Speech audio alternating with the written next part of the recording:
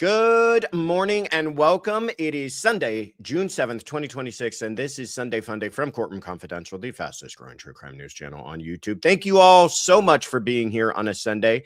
So good to see so many familiar names and faces. Haley Moo, good to see you, and Nina Chandra, Beth Sowell, good to see you as well. Tom Taz, Annalie Finch, Legal Cat Chi-Town, even Tiffany's here. Look at that. She says, hi, CC crew and friends. Thank you all so much for being here. It is always so encouraging to show up and see so many happy, motivated, juiced people on a Sunday morning. Court Dog Daniel is, of course, juiced. And welcome to everybody who's new, by the way. D Vaz says, hey, CC fam, excited to have a Sunday off and join live. Oh, I love that. If this is your time, your 700th time coming back to Sunday Fun Day, welcome. It's going to be a fun one. We do have a lot of great questions, as we always do. If this is your first time here, welcome as well. I don't know what is going on with my thing. Here we go. And let me introduce myself. My name is Joshua Ritter. I'm a former prosecutor with the LA District Attorney's Office. I was there for just over 10 years before I left to go into private practice as a criminal defense attorney. And this is Courtroom Confidential, where we have made it our mission to present to you both sides of the courtroom, both sides of the issues, both sides of the stories. And we hope that we do that. And this is Sunday Fun Day. It has quickly become everyone's favorite show. When I was at CrimeCon, we got to meet so many of you, and you were such wonderful, lovely people. And so many of you talked about how Sunday Fun Day was your favorite show. So we're glad that is true. It's our favorite show as well. It's the show where we take your questions that you have left us in a voice message throughout the week, and we're going to answer them live here today. And I met many of you at CrimeCon. And if you said your favorite show was Sunday Fun Day, my next question to you was, have you left us a message yet? And many of you said, no, I'm still working up the courage. Well, I challenge you, everybody that I met, leave us a message. If it's your first time, I love to hear from first-time callers. Work up that courage. Nobody's going to yell at you. And always, always, the questions are fantastic. All right. Stay to the end. As always, we have announcements, some stuff I don't want you to miss out on. There are some changes coming up this week, as there are every single week, it seems like. But for right now, take a deep, cleansing breath. It is Sunday, everybody. You've made it. It's the end of the week, the beginning of a new one, depending on how you look at it. Hit that like button if you haven't already. Subscribe if you haven't already. Share this with anybody that you feel might enjoy it. Should we get into this? Should we jump into our very first question? Let's go ahead and do it. Who's kicking us off this morning? Happy Sunday Fun Day, Josh. Courtroom Confidential and Mods and Tiffany, Confidential Grizzlies. This is Court Liquor calling from Spokane, Washington. I may have missed the deadline for this Sunday's Fun Day questions. If I did, that's okay. I will call back and ask again or ask a different question. So my question has to do with extradition. I know that a lot of countries will not extradite if the state in the United States is trying to extradite to a death penalty circumstance. I am wondering if once they get that prisoner in custody after saying, oh, we'll drop the death penalty, if more evidence comes to light, can they turn around and charge that defendant with the death penalty, or flat out lie to the country and say, oh, no, we won't, and then say, oh, okay, yeah, now we're going to? I'm sure that can't happen, but I'm more curious about the first part. If something else comes to light, can they still turn around and charge that defendant with the death penalty? I'm trying to hurry. I hope that makes sense. Happy Sunday Fun Day, everyone. And I will hopefully see you in chat. I'm more than likely working. If I am, I love you all. See you then. Court Lurker, I hope you are listening in, and I hope you're not working too hard. And if you are, please say hi. I'd love to hear from you. Let's put you on the map. Spokane, Washington. I love this question. I really thought this was interesting because I've thought about this too.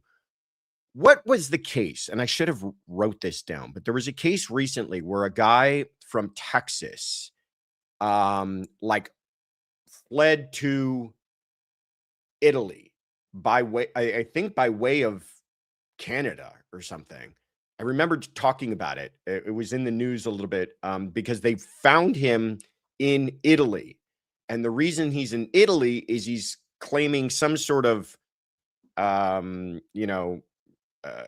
sanctuary there because he's saying they want to get the death penalty after me in Texas for they're alleging I killed my wife and I didn't do it. And they want to give me the death penalty. So I'm asking for sanctuary from Italy so that they don't extradite me to the US, that mean country where they plan on putting me to death. So I imagine this is where your question was coming from, or maybe not, Court Lurker, but in any case, that's the first case I thought of. Lee Gilly, is that who it is? Okay. Lee Gilly, look that one up. I didn't do the research on it, so already question number one, and I've dropped the ball. Kaylin, did you just find this and put this up? Kaylin's more on top of it than me. Now just fill in the notes so I know exactly what this guy did, and then I'll be really impressed. Anyhow, there he is. He escaped. He was on, by the way, not to go on a tangent, which I'm doing. He was looking at the death penalty, capital murder in Texas, and they had him on an ankle monitor. They didn't have him in custody. This is why we're going to have a question later on today. People wonder about, why do we keep people in custody? Well, this is why. You got to make sure somebody shows back up to court is part of the problem. And if you got somebody looking at the death penalty and all that's keeping them honest is an ankle monitor, they're just one snip away from taking off, which this guy did. So now we've got an issue. What do we do? Italy says, and apparently this is like a hard and fast rule with the Italians, if you're going to pursue the death penalty against him, we're not going to participate in extradition. So to Court Lurker's question, what if we say, sure, Italy, we'll go ahead. We won't pursue the death penalty. Just go ahead and send them back here. And then once we get them back into the States, we say, nuts to that. We're going to go ahead and pursue the death penalty anyways because we think he deserves it.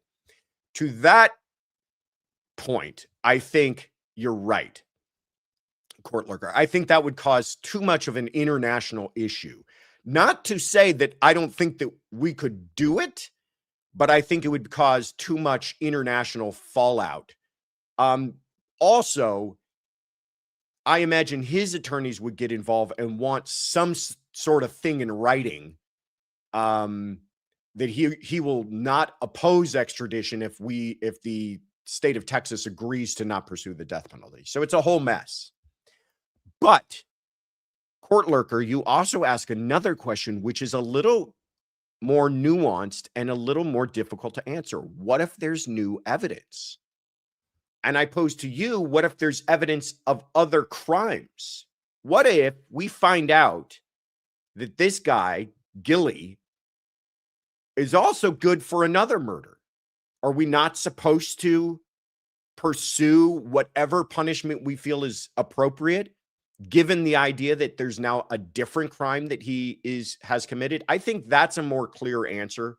And I think in that case, they would say, listen, Italy, we agreed to not pursue the death penalty against the case he was charged with, but this is something different. And we're doing this based on this different crime.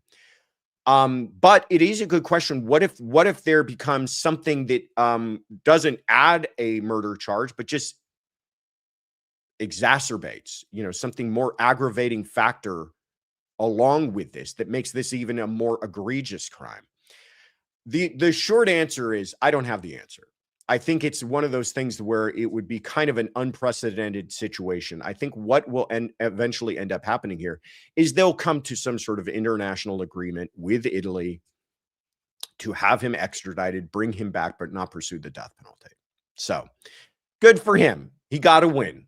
He's just going to spend the rest of his life in a Texas prison. I imagine that at some point during the course of that, he might be wishing he had made a different decision. Again, these are all allegations. I have no idea if this guy did it or not, but I do know that the state of Texas seems to think so. If that's a case that you guys are interested in, we'll continue to follow it too. It just kind of had caught everyone's attention because of this weird sanctuary in Italy thing. So also, by the way, you got to imagine, does this look good for Italy?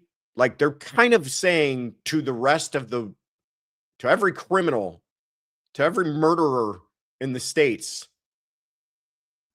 come to Italy. That was that is the closest you're going to see me attempt to do an Italian accent. All right, let's keep it rolling here. That was fantastic. Kaylin, you amaze me.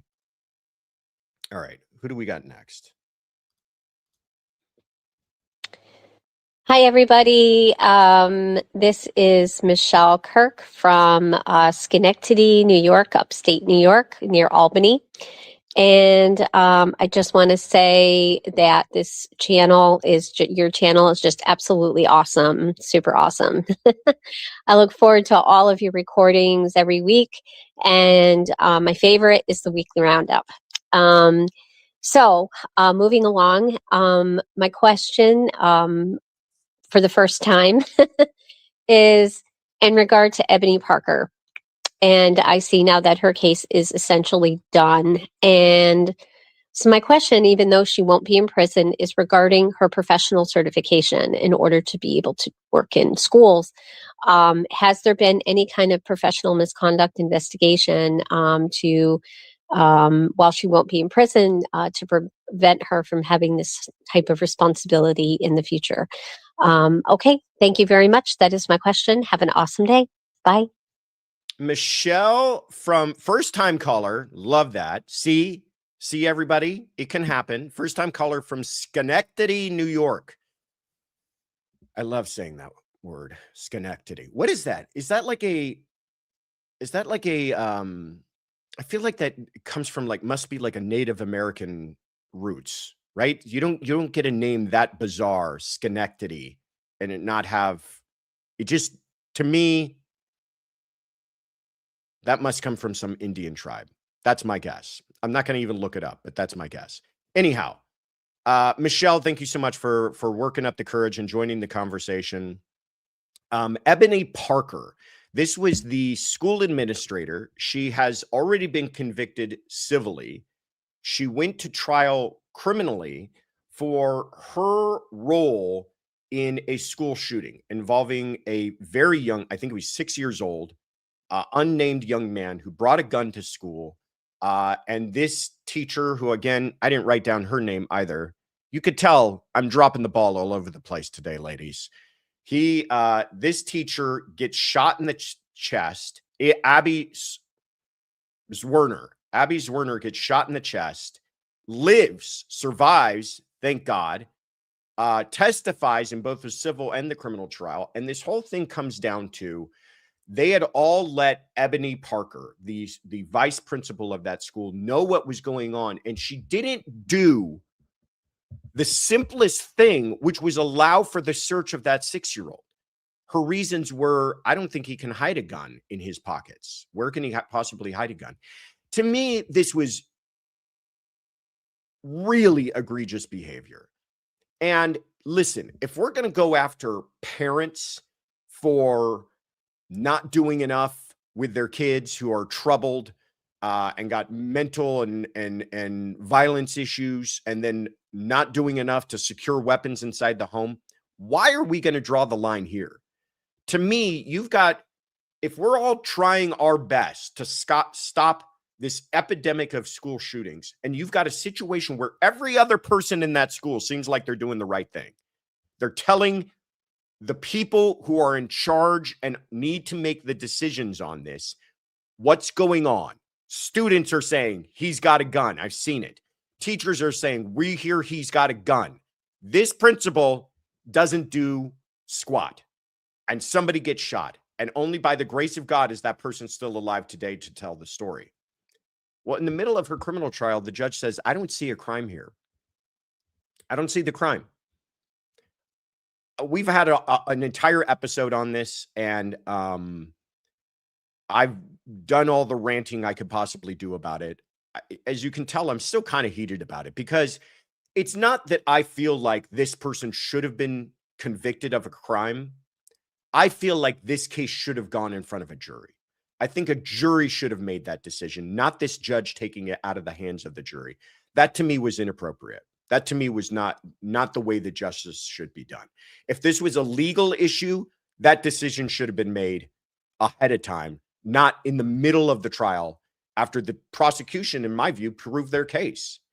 Anyhow, none of that has to do with your question, Michelle, from Schenectady. Did we ever figure out where that comes from? Yeah, we did. Somebody did. New York, near the, I don't know. Oh, here we go. Nope. Just telling me where it's at. I know where it's at. I just want to know what it means. Anyhow, will this affect her career? Listen, the acquittal, she has a very good argument, if she's got employment attorneys, that the acquittal should not affect her appeal. She's acquitted of a crime. She's not guilty of a crime. She should be able to move on with her life like anybody else. Vesper Martini for the win. The name is from the Iroquois term for the adjacent Skenetales Lake, which means long lake. Oh, so you live in Lake Long Lake, or Village Long Lake Village, New York. Thank you for that, Vesper Martini. That would have bothered us all, and now we can go on with the show. The civil case is probably her bigger thing, because she's actually been found liable. And I imagine there are clauses built into her employment contract that talk about, if you're found liable for some sort of, endangerment of children, we're not going to further employ you. But also to your question about, will she be allowed to work in schools moving forward? I mean, that's a much more complex question. I don't know if there's a hard stop on that, but I know that other schools will be well aware of her history and likely feel that she's just far too toxic to hire again. I think she should probably pursue a different career.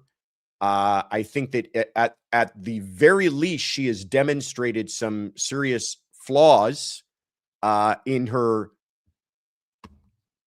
capabilities of overseeing the safety of a school.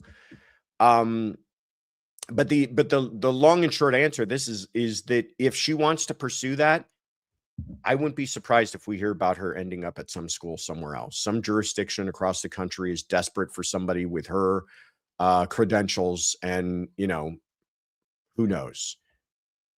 Sad state of affairs. That I feel like I can't give you a definitive answer on that, because we see far too many of these situations where bad teachers and administrators just seem to kind of be shuffled around, and they end up at some other school who's desperate for somebody with that experience and who can handle that position, and they're willing to kind of turn a blind eye to a lot of stuff. So we shall see. Thank you so much, Michelle from Schenectady, for the question. Helen the Scottish Llama, is loco parentis, duty of care to the other kids? In loco parentis, duty of care to, if you're asking a question, I mean, yes, point taken. I don't know if you're asking me, does that apply here? That is essentially the concept under which she was found liable in the civil case. Is they said that's part of the duties that she had was to the safe and well-being of the children and the teacher, and that she dropped the ball in doing that. That's, God, I'm spending too much time on this question, but that's the other problem that was with the criminal cases. She was being charged with the endangerment of the other children. Anyhow, we need to, I'm getting the wrap it up signal from Tiffany, so I need to move it on here. Beth Ringel says, these questions rock. I couldn't agree more, Beth. All right, let's see if Beth agrees with that on our next question here. Here we go. Hello, Josh and wonderful CC family. This is Momo calling from Portland, Oregon, and it's been a little while. Hello.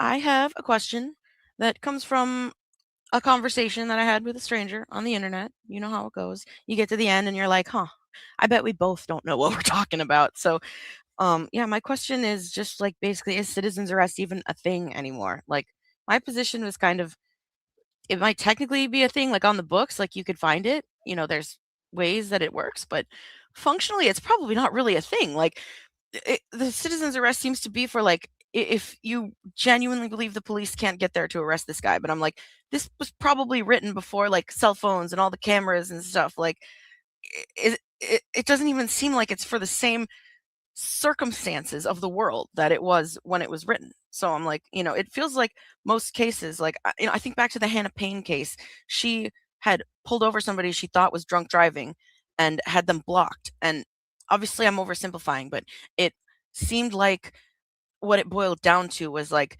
she blocked him from leaving somewhere when he wanted to leave. Like that was the false imprisonment. And it just made me feel like, you know, he might have been committing a crime too. And she probably genuinely believed that. But like it was still false imprisonment. So I'm like, I don't really know that there's space for a citizen's arrest anymore, but maybe you can shed a little light on it for me. So thank you very much. Momo from Portland, Oregon. Let's put you on the map. Great question, Momo.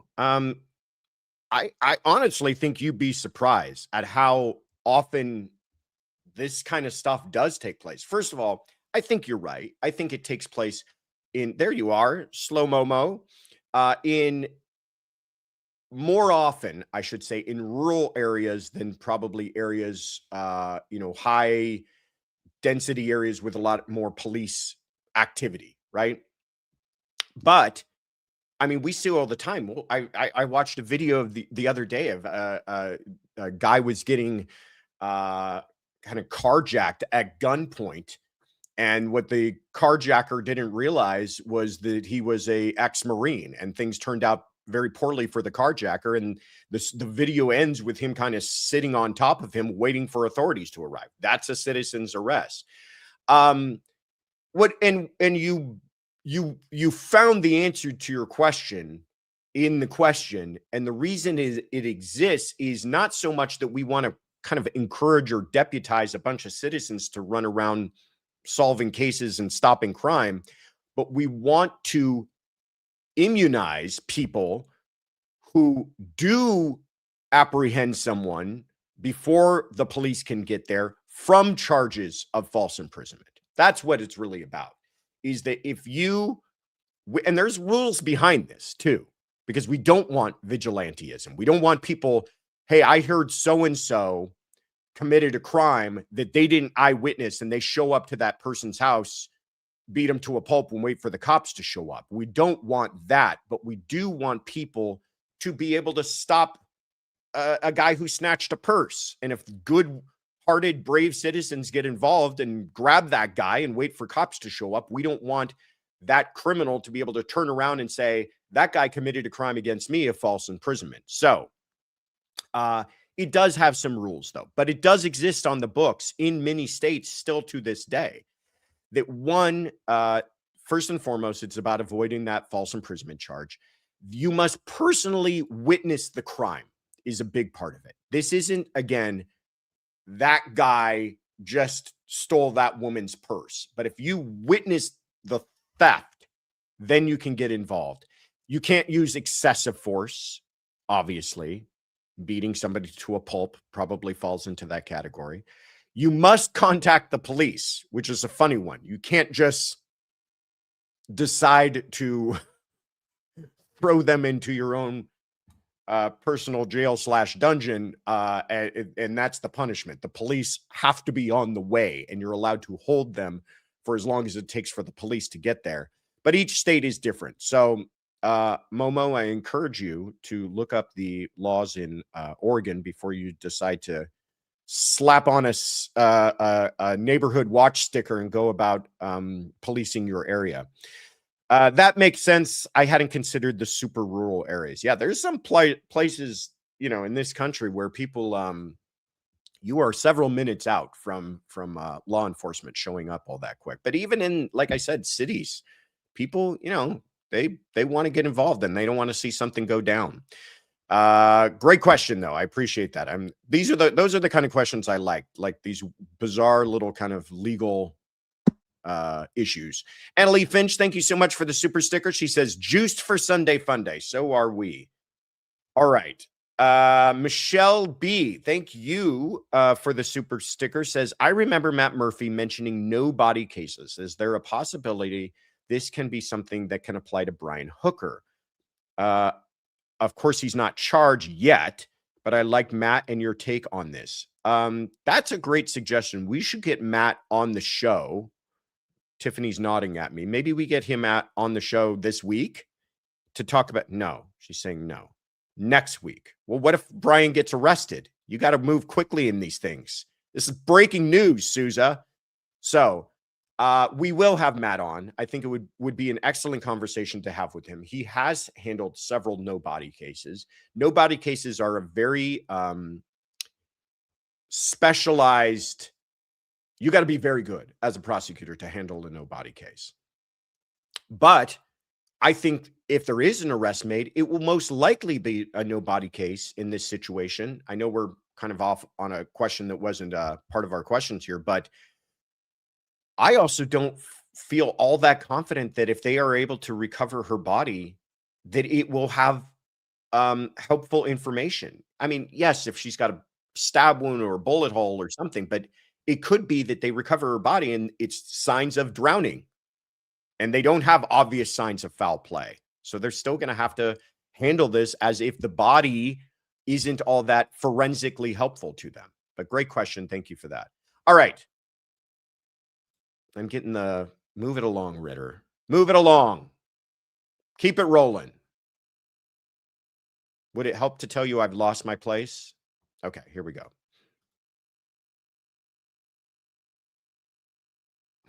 And now I got a technical difficulty. Not my fault. Hi, Josh, Tiff, Kaylin, and CC crew. This is Misbehaving from San Diego, England. I was just watching Joel from Surviving the Survivor interview Christine, the sister of Dom, who was sadly killed by Mackenzie Shirilla. Towards the end of that interview, Joel mentioned the appeal that was one day late, and Christine said that they just had notification of another appeal. So my question is, are they allowed unlimited appeals, as at this point it seems they're just making spurious arguments, like the PTOS one, as surely if she truly suffered from seizures, then she would not have a driver's license. Anyway, thanks for taking the time to answer. As always, love the show. Diolch yn fawr. Thank you so much, Ms. Behavior from San Diego, England. Let's put you on the map there. Mackenzie Shirilla, the new villain that everybody is loving to hate on. Did you guys watch The Crash yet? I watched it. It's well worth it. It'll give you a lot of rage bait. But yes, she is appealing, and the question becomes, and this could apply to anything, is how many bites at the apple do you get on appeal? Well, not as many as you might think. One, you get an appeal. First of all, ask a lawyer a question, you're going to get a very direct and maybe not satisfactory answer. But you can try to appeal all you want. It's just whether or not you're going to be granted a hearing on those appeals. Many times, by the way, people appeal and it doesn't go anywhere. The courts just say, we're not granting the appeal. We're not granting even a hearing on the appeal. We're not even granting you the opportunity to brief the appeal. We're just denying this appeal outright. But most times in cases like hers, and I think she's probably got some issues for appeal,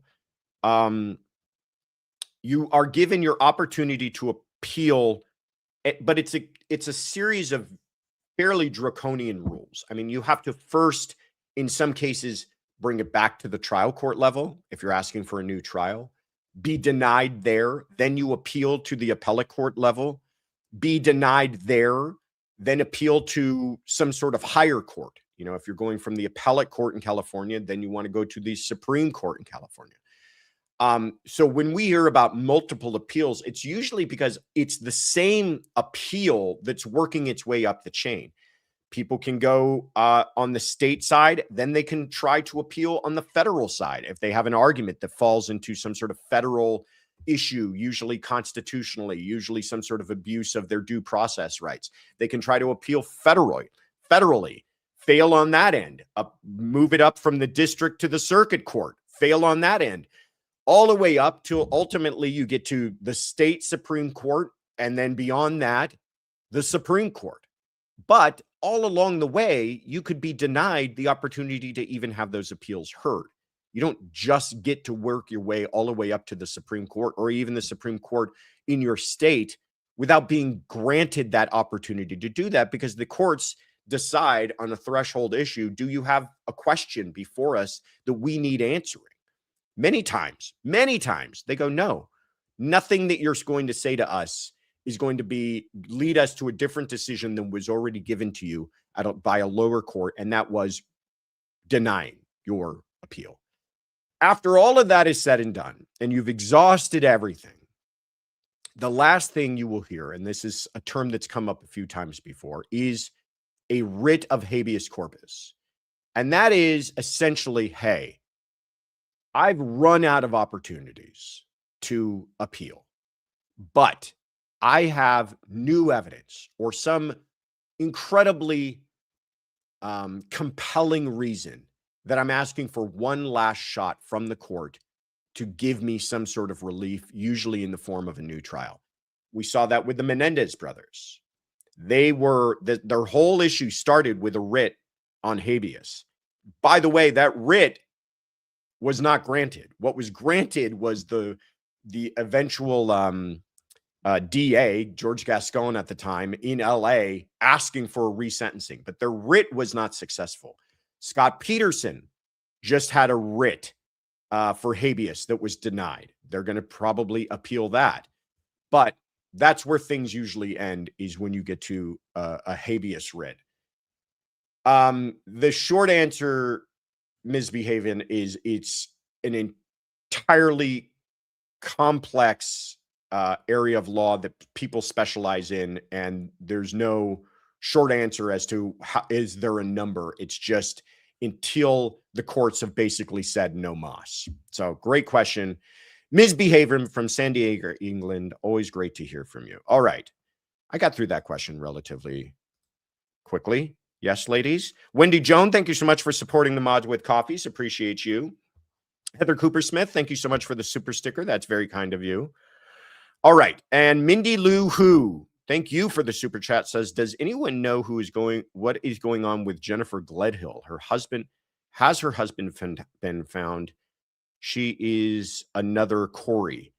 No, the husband has not been found. I feel like I would have known about that. She has a hearing this week and there's still no body. So that's the short answer to that. And maybe we will make that one of our poll questions this week, and maybe you'll get an answer, or we'll put it on our leftovers on Friday. Weekly roundup. Always letting people know about new shows. There you go, Josh. All right. Here we go. Okay, Joshua, it's Jim in the Marshall Islands again. Sorry, 2 weeks in a row was a bit too much, but I'm watching this trial. There's not that many on right now. This is against a gas station owner in South Carolina. I can't remember his name right now. But anyway, he shot some kid who he thought had stolen some water bottles. It's kind of silly. But the whole defense opening argument was this was self-defense. This was self-defense. The kid had a gun. I mean, the whole thing was this is self-defense. We're now into day 2, and everything the defense is asking is questioning who shot him. All the witnesses are saying, well, he shot him. He shot him. If it's self-defense, why would the defense be harping so much upon who shot him? The lawyers said in the opening statement, he shot him, but he did it in self-defense. Anyway, driving me a little bit crazy. I guess it's all they've got. I don't know. Anyway, thanks. I know you're at the CrimeCon this weekend. Hope that's fun. Sorry to call so much. I'll take a break for a while. No way. No need for breaks from anybody. Jim from the Marshall Islands. way out in the middle of nowhere there. Hope you're doing well, Jim. Always appreciate hearing from you. Call as much as you like, my friend. Rick Chow. This is a case that we did not follow all that much either. I know it got a lot of attention because I think people were surprised by the verdict. I don't even know. I don't even know enough about it to weigh in really on whether or not I think that was the right verdict or the wrong verdict. From, I've heard some reporting, and depending on where the reports are coming from, you could feel either way about it. Nana of 4 says the Chow trial was heartbreaking for me. So I know a lot of you were heavily invested in it. And it's a great question. And so I felt like, hey, I'm not really qualified to answer that, having not followed it. But that's why I can always phone a friend. Hey guys, Scott from the Recovery Addict channel, coming to you from North Carolina from my local Shell gas station to answer a question that Josh sent me from Jim in the Marshall Islands. Jim, your question had to do with the South Carolina v. Rick Chow case. That's the case where Rick Chow was charged in the shooting death of Cyrus, a 14-year-old boy who had entered his gas station and appeared to have stolen a bottle of water. Not a sponsor, by the way. He hadn't stolen anything, but a series of events unfolded. A shot was fired and Cyrus was killed. Now, you asked a question about why the attorneys on day 2 of the trial were talking about who had fired the shot. And that's a great question because that never was in dispute. As a matter of fact, defense admitted in the opening statements that Rick was the shooter. He was the only one with the gun that was fired at that scene. Now, the real question had to do with whether or not that shot was fired in self-defense, meaning was it a legal use of a firearm in self-defense. The jury obviously came back and said that yes, it was. They found that that was in defense of others. Specifically, Rick was allowed to shoot Cyrus in the back because he was defending his son Andy, who testified that Cyrus was pointing a gun at him. There's going to be a lot of talk about this online. I'm sure there's a lot of things to talk about. There's lots of interesting issues on this case. You can go into the shopkeeper law that's down in South Carolina. You can go into a lot of other factors about self-defense and whether or not Cyrus could have used his gun in self-defense based on what he knew. Not sure if Josh wants to go there, but there's a lot to discuss on this one. Jim, great question. Thank you. That is Scott from Recovery Addict. And whatever you guys do today, if you are not a subscriber to Recovery Addict, make sure that you do that, because he just does some of the best live trial analysis. If you're looking to watch a trial, he's one of the best places to do that. And doesn't he have just like the best voice on YouTube? I swear the guy needs to do voiceover work. It's a crime that he's not doing it. But again, he kind of gave you the short version of what this trial was about. Young man, Cyrus Carmack Belton, apparently shot in the back. An important fact is that he was armed that day with a gun. The Rick Chow, is running that store. One thing leads to another. The young man ends up dead. Stop right there and just talk about what a tragedy this is. Anytime somebody ends up dead in a situation where you feel like it could have been avoided, complete tragedy. But it explored this idea of not only self-defense, but defense of others. And I think it came down to, did jurors believe whether or not Cyrus had actually pulled that gun and pointed it at anybody? In any case, the jury spoke, and a lot of people were not satisfied with the answer. But I think Scott does a good job of answering your question, but I'll add one further thing to it, Jim, as to why did they make the issue of who shot who at all an issue when they're already claiming, yes, he did it, this was self-defense. And I think it comes down to a strategic decision about just impeaching the credibility of eyewitnesses. Sometimes attorneys kind of only know one gear or two, and those are stop and go.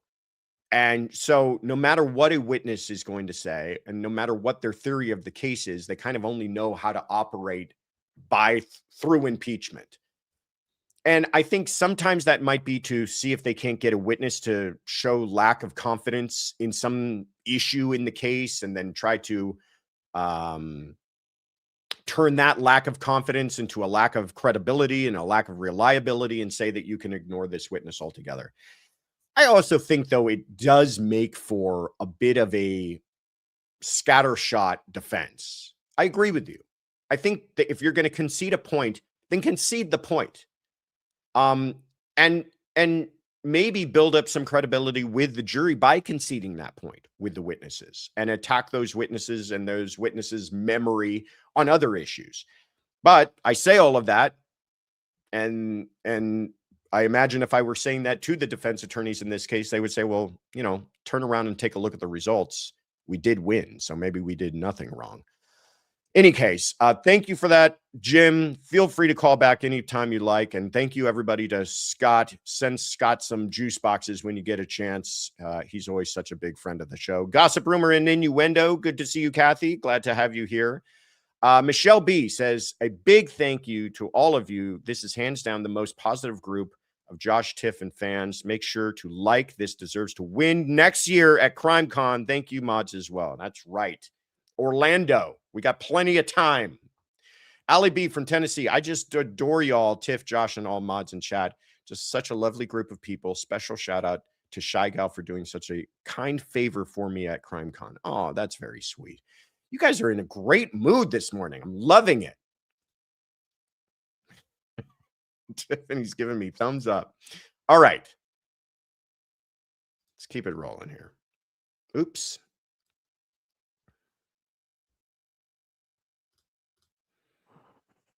Hi, Josh. It's Aniki from Gauteng, South Africa. I was wondering if you could clarify the matter of Gerhardt Konig,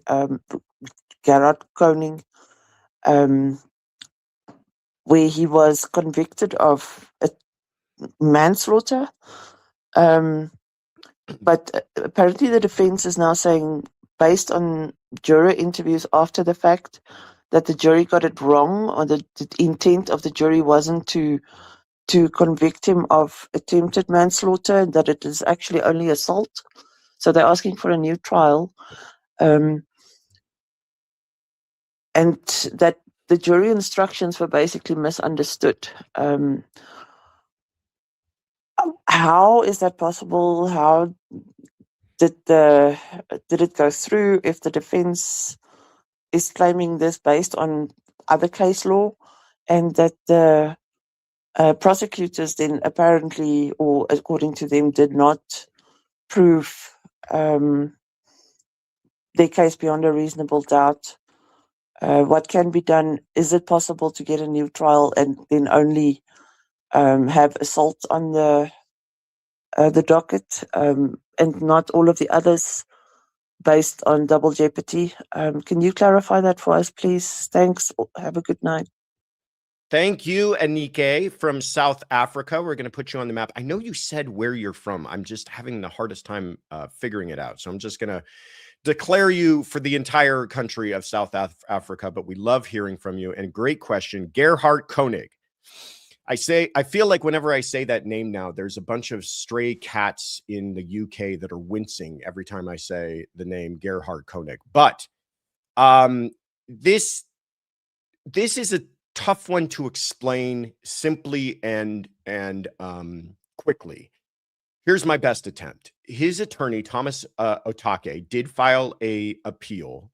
You would think that they would walk away thinking they had a win, but apparently jurors made comments questioning his intent to kill. Here's the problem. He was convicted of attempted manslaughter, which is not a thing that exists in other jurisdictions, but it does in Hawaii. In California, where I'm used to practicing, attempted crimes are what we refer to as inchoate crimes, crimes that are incomplete crimes, are specific intent crimes, meaning you have to intend specifically to commit the underlying crime that you weren't able to commit, okay? So when you got attempted murder, you have to intend to commit murder to have committed an attempted murder. And if you didn't intend to commit murder, then that falls apart, because you have to prove that a person was intending to do that underlying crime. Here, if the jurors are questioning what his intent was, his attorney is saying, and I don't know if I entirely disagree, that then how could he intend? If you've got a problem with his intent, then you've got a problem with the attempted commission of that crime as well. I think where Hawaii is coming out on this is that they're saying he may have not formed the specific intent to kill, but for some other mitigating circumstance, heat of passion, perhaps, he intended to commit a crime that, had it been completed, would have ended up in a manslaughter, and therefore he's convicted of attempted manslaughter. It like I said, even as I'm explaining all of this, you can see how hard it is to kind of understand. And he's saying that it may be that the jurors didn't fully understand, especially if they're still questioning his intent. I don't know how you can question the intent of somebody bashing somebody over the head with a rock several times. That to me seems like they have a pretty clear intent in mind, but he's saying not so much. So we'll continue to watch this one, because I know you and others and a bunch of stray cats are interested in the outcome of this. So we will continue to follow it. And if we get results on it, we'll keep you guys updated. But great question. Anike from South Africa. Thank you so much. All right.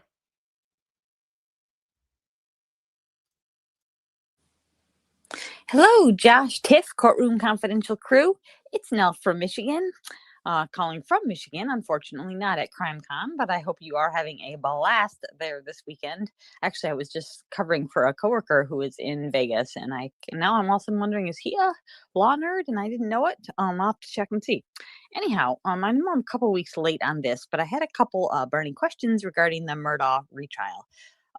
First off, I had heard someone on another stream saying how part of the Supreme Court ruling was setting a precedent, like the original ruling that had denied the retrial was based on an old statute and in that district specifically, and now the district is catching up with other districts. And I didn't really get what they were talking about. I thought maybe you might know what I'm referencing and be able to explain it better. And then the other thing is, I keep hearing about how they shouldn't be able to bring his financial crimes in. But wasn't the whole point of the financial crimes to show that there was like a cascade of events that built the motive for him to murder? Wouldn't that make it relevant? So yeah, curious your thoughts on both of those if you want to revisit that case next Sunday Fun Day. I can't wait. Nell from Michigan. Thank you so much, Nell. Let's put you on the map. Appreciate hearing from you as always. Alec Murdaugh, what is the appeal all about? You know, I tried to look into what you're saying about new laws and whether or not they're catching up, and I didn't find anything specifically on that issue, but I'll walk you through the appeal as best I understand it. And it's fairly straightforward. I mean, what they're saying here is that Becky Hill, the court clerk in that case, meddled far too much, to the point of denying him due process, of denying him a fair trial, of abusing his constitutional rights to a fair trial by her intermeddling in this whole thing. It's really it's really sad. It's really a tragedy. Sad is not the right word. It's frustrating and infuriating is what it is. Because she had one job to do, and that job was to not do what she did.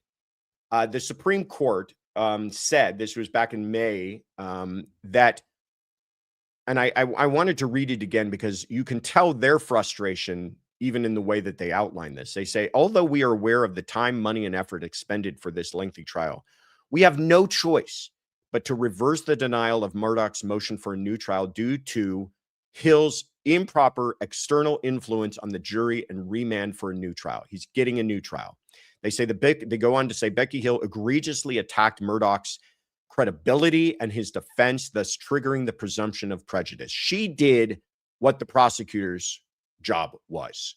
They say themselves, placed her fingers on the scales of justice. And here's the thing, as frustrated as many of you may be, myself included, this is the right decision. We simply cannot walk away from this kind of misconduct, because it's not just about Alec Murdaugh. It's about everybody. It's about fair trials. It's about doing things, not just getting results, but doing it the right way. So we're going to go through it all again, because that's the right thing to do. And I agree with that. And yes, it's going to cost money. And yes, it's going to cost time. And yes, it's going to cost inconvenience. But we need to do it all again, because we need to make sure that what we do here is the right thing done the right way. So, but to your other question about the financial crimes and what role they played in that, it was interesting because the Supreme Court in South Carolina said, we're not basing our granting of a new trial on the use of the financial crimes, but it was kind of a, while we're at it, while we've got your attention, we'd like to weigh in on that. And they're saying to the prosecutors and trial court, by the way, when you do this again, be mindful of this issue and make sure you don't make this another problem that we have to deal with if he's convicted again. You're right, first of all, Nell, that the way to understand this is we're talking about uncharged bad acts evidence, things that are crimes that were brought up in the trial, but crimes that he was not charged with in that trial. So we're talking about the murder of his wife and his son. But we also introduced a bunch of evidence of crimes that he committed that were financial crimes.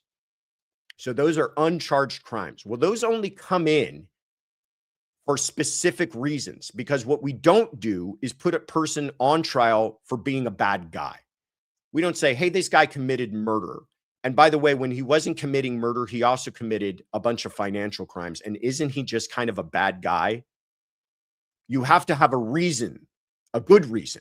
One of those reasons is motive that you outlined, Nell, that his mounting financial issues created by the financial crimes that he was committing led him to feel like the only alternative he had was killing his wife and son, and that somehow that would get him out of all of this trouble. And by the way, it did.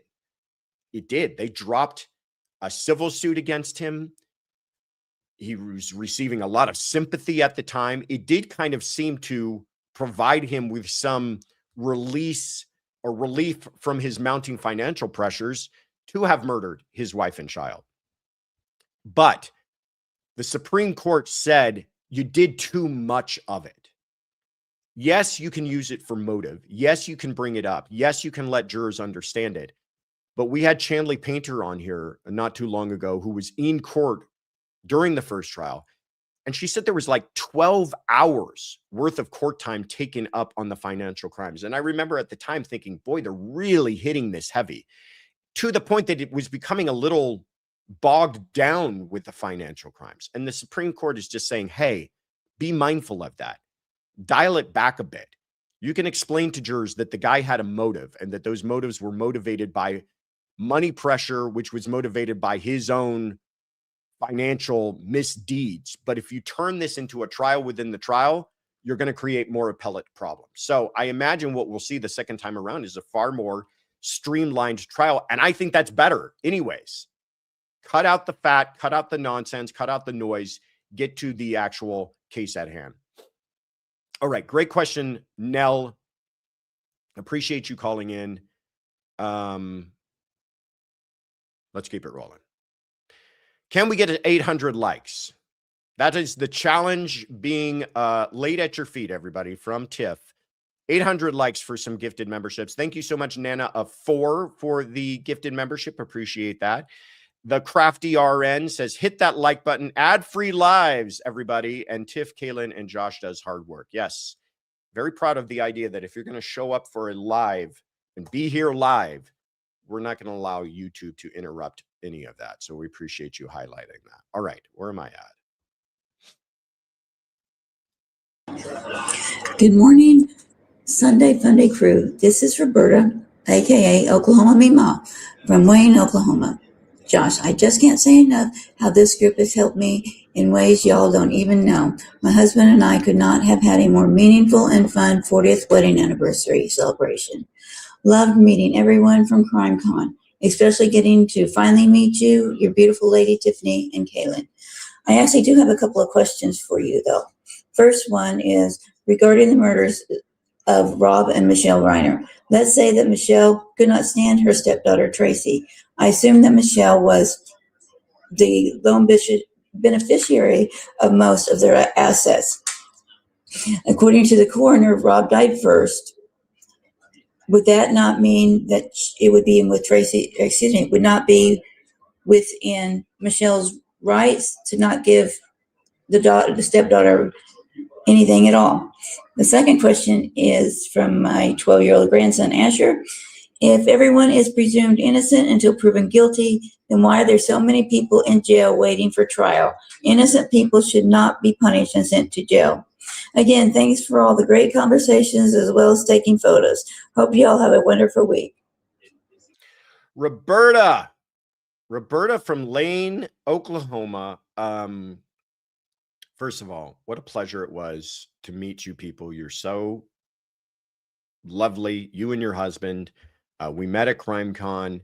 Happy anniversary again. They spent their 40th wedding anniversary out in Vegas with all of us. So thank you again for all of that and for the kind words and taking photos with us and everything else. And these are some fantastic questions, by the way. So Roberta wants to know, and this is not, by the way, this is almost kind of a hypothetical because we don't have any evidence that this is in fact true. But Roberta wants to know, according to the medical examiner, they believe that maybe Rob technically died before Michelle, though as far as we know, it was a crime that took place, one after the other. But if she was technically alive for a period of time, how does it work with inheritance and succession and life insurance and everything else? If he had a will that left everything to her, and then she had a will that didn't leave anything to the kids, how does that all work? What if there's some sort of contention here as to where and they had by the way, significant wealth. What if there's some sort of contention here as to whose will, if there's some disagreement between the two of them, whose will should apply? The answer to that is, of course, with anything, probably not all that simple, and probably something that would have to be handled with the probate court. I imagine it is not a situation that they have confronted for the first time. You can see situations where people may die in a car accident, not even by, some criminal act where, they both go to the hospital from the accident and one person lasts a few hours longer at the hospital. Whose will applies all of that here? The answer is it's if there is an issue as to inheritance and succession, it's going to all have to go through the probate court, and they're going to battle it all out. And I don't know much more than what I just told you about how any of that works. I'm just a lawyer. But as far as to your question, from did you say grandson? I can't remember, but the young man who had a question about innocent until proven guilty. That's not something, that's something that many people wonder and there is this kind of,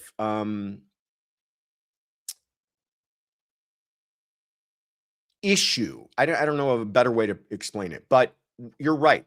One of the cornerstones of our criminal justice system is innocent until proven guilty. Then why are people getting locked up, and sometimes locked up for a significant period of time? There are people who spend months to years in jail waiting for a trial where they're eventually acquitted. Now, isn't that a huge miscarriage of justice? Here's the problem. We've got to get this job done somehow, right? And as technology progresses, we find alternative ways to custody, but custody is sometimes the only thing that we're left with. And it's not a question of guilt or innocence. It's a question of two things: ensuring that that person will return to court and maintaining safety to the community.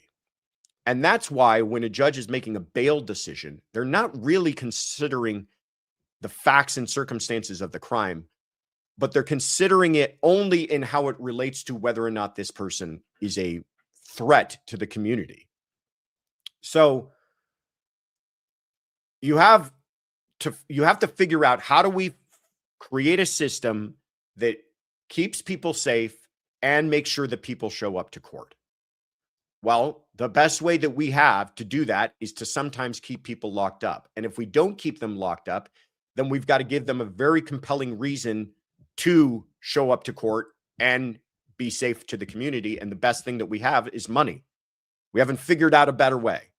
So the best way we figured out is that, hey, if I put a huge bail on you and you're going to lose a significant amount of money, won't that be a compelling reason to return to court and behave yourself before your trial takes place? And in some situations, we say that no, there's no amount of money that will ensure those things. And so therefore, we're going to deny that person bail and keep them locked up. And why do we do that? Well, we talked about that earlier with that guy. Who was it? Lee Gilly? Who was it? I got it somewhere in here. Somebody told me who the name of the guy was.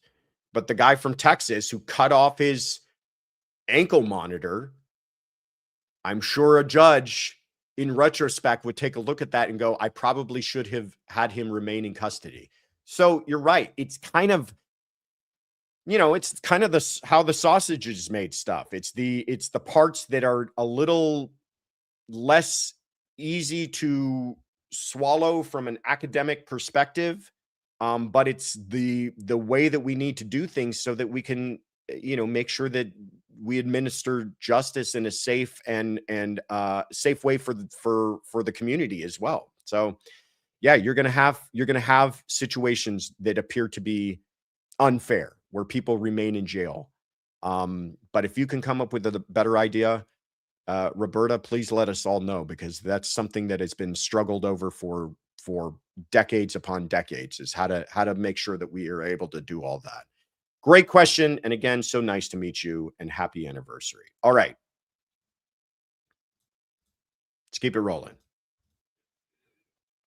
Josh, this is Gina, formerly from Mexico and now from Spring Branch, Texas.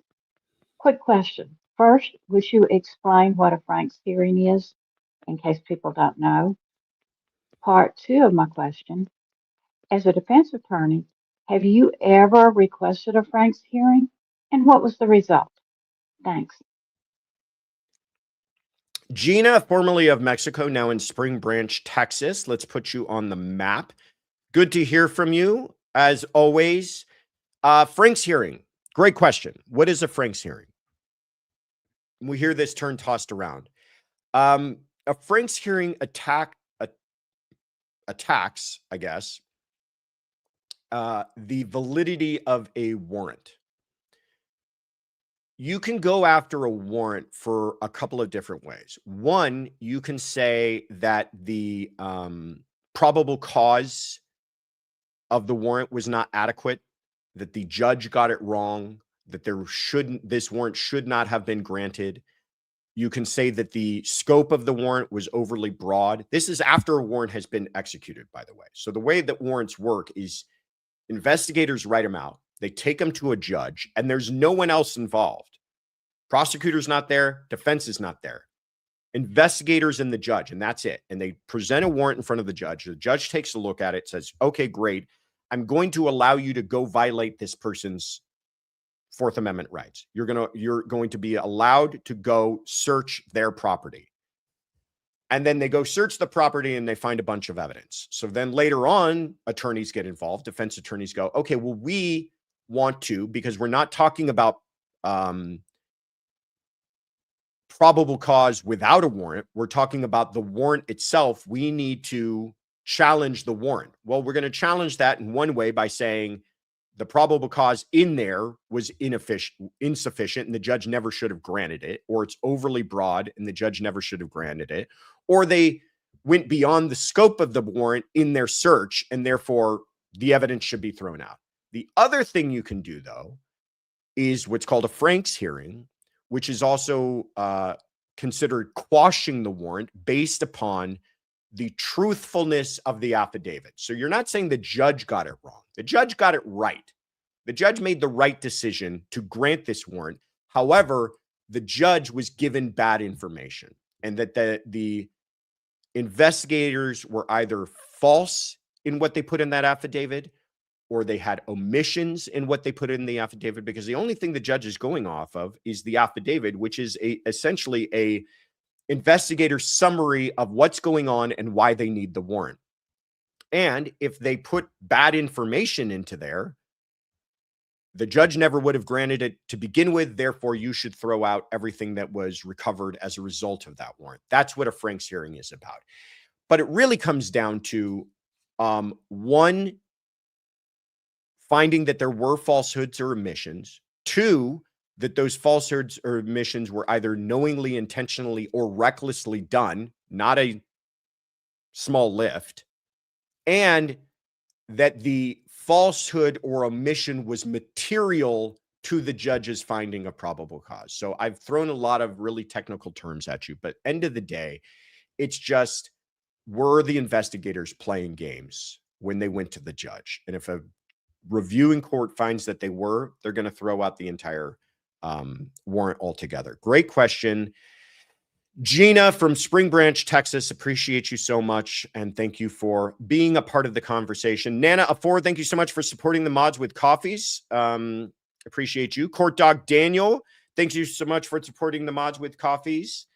And Mary Jubinville for the super chat says, I am planning on being at CrimeCon 2027. Never too early to get your bags packed. Says, I lived in Orlando area for 40 years before moving to Alabama. Hope to meet you, Tiffany and Kayla. We will be there. I promise you that. We were in fact talking about it this morning. Already worried about hotel rooms. So it's a ways off, September of 2027. But we will be there for sure. All right. Let's keep it rolling. Good morning, Josh, Tiffany, Kaylin, and the entire crew. My name is Angela. I'm a first-time question asker. I'm from Troy, Alabama, and here is my question. I paid close attention to the Athena Strand trial, and it was such a very sad trial. On day one of the trial, the defendant, Tanner Horner, pled guilty. And so at that point, the trial changed from being about the jury deciding guilt or innocence, and then they just had to decide his punishment. The jury ultimately did decide on the death penalty. During the course of the trial, part of the evidence was an hour-long audio tape that had captured the murder of this child, and the jury had to listen to that. And I felt so sorry for that jury and the family. My question is this: could the defense have asked that evidence not be admitted since he confessed on day one? Could the defense have said this evidence will be more prejudicial than probative at this point? And could they have argued that? Or did that audio tape still go to the relativeness deciding on punishment? I hope that makes sense, Josh. And again, thank you for taking my question.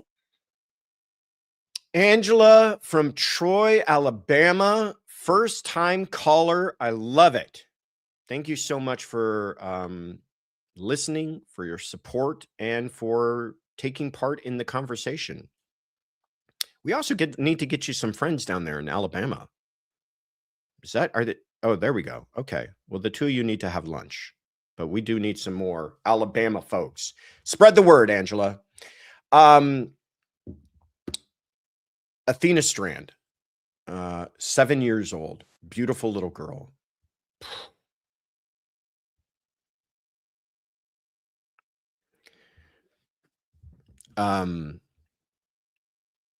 Killed by this absolute monster, Tanner Horner. I know this trial went on. We did not talk about it a whole bunch. quite honestly, because I can't really handle it. There's just some stuff that just is too disturbing to get into. But it is a very important case. November 30th, 2022 in Paradise, Texas. Tanner Horter is a FedEx delivery man, and he's delivering her Christmas gift to the house. And he abducts her from her home. Family's doing nothing wrong. Kid is doing nothing wrong. This is one of those nightmares that could strike anybody. And that's why it not only makes it heartbreaking beyond imagination, but just a nightmare about, oh my God, about, senseless acts of just true evil and violence. So he's arrested. He essentially admits to everything, even in police interviews. And his attorneys decide that, and he decides that probably going through an actual trial on this, not going to be all that helpful to his cause. And that the best that they can hope for is to have a trial simply on the penalty phase, and beg for mercy from the people of Texas. Good luck with that on a case like this. And the interesting thing about that is that the state of Texas, the prosecutors could have, in a situation where he was willing to plead, taken the death penalty off the table and sentenced him to life without parole and been done with it. But they said, no, this case is too important. If we've got a death penalty, then what is it for if it's not for this? And we're going to ask the people. We're going to ask the people of the state of Texas through 12 members of a jury whether or not you're deserving of the greatest punishment that we have. So we went through an entire trial, but only on the penalty. The only question before the jury here was, does he get life without parole or does he get the death penalty? And Angela, you are very insightful by saying, well, listen, if it's only about that, then why are we showing evidence from the crime having been committed? Why are we kind of essentially proving that he committed the crime and playing something like that video, which I can't watch or listen to, and even looking at the photographs taken from that day are just something I don't want already further burned into my brain.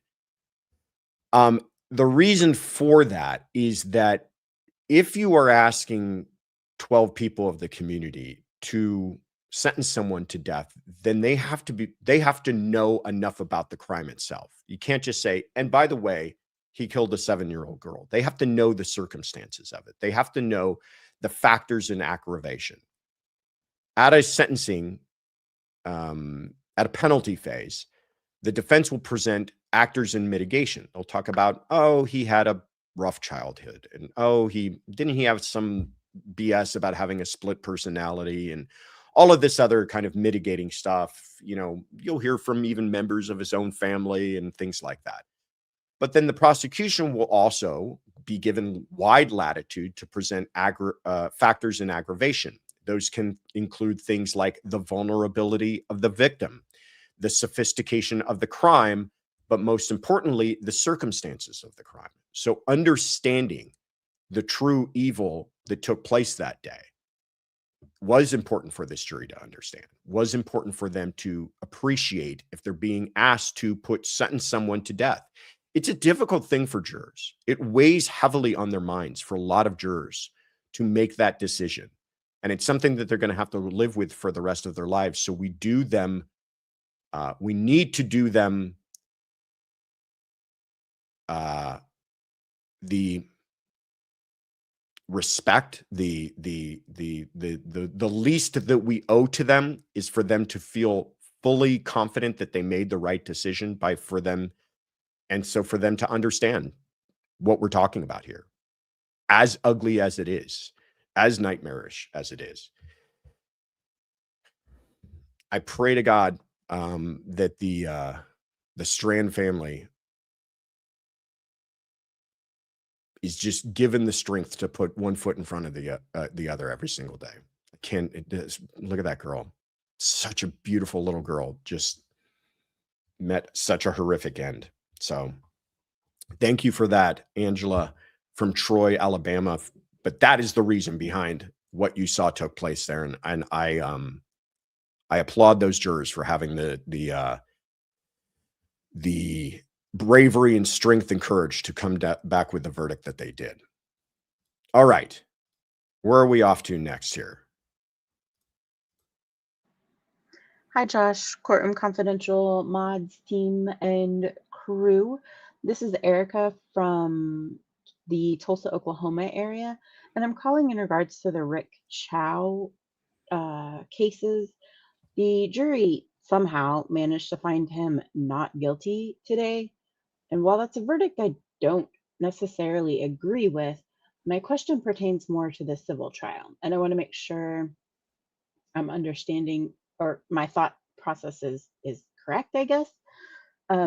Since he no longer has the criminal trial hanging over his head, he won't be allowed to refuse to do a deposition or answer questions when called by the plaintiffs. Am I correct in that thinking, or is he still able to basically claim a form of immunity? I hope that makes sense. I appreciate you taking my question, and I hope you all have a wonderful weekend. Bye. Erica from Tulsa, Oklahoma. Let's put you on the map. Thank you so much for calling in.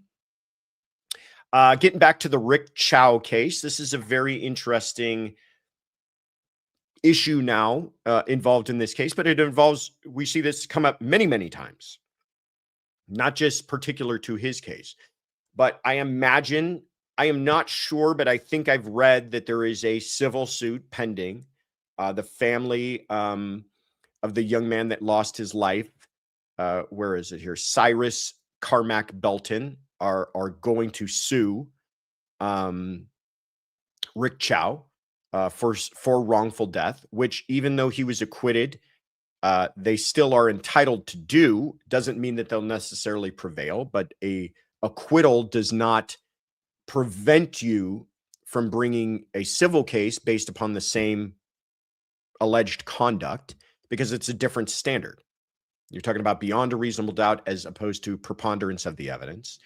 And sometimes there's even different elements involved. It's, you might be talking about a negligence argument as opposed to a specific intent argument. But putting all of that aside, what about depositions? What do you do? Well, first of all, it's important to understand that the Fifth Amendment protects you from the right of self-incrimination.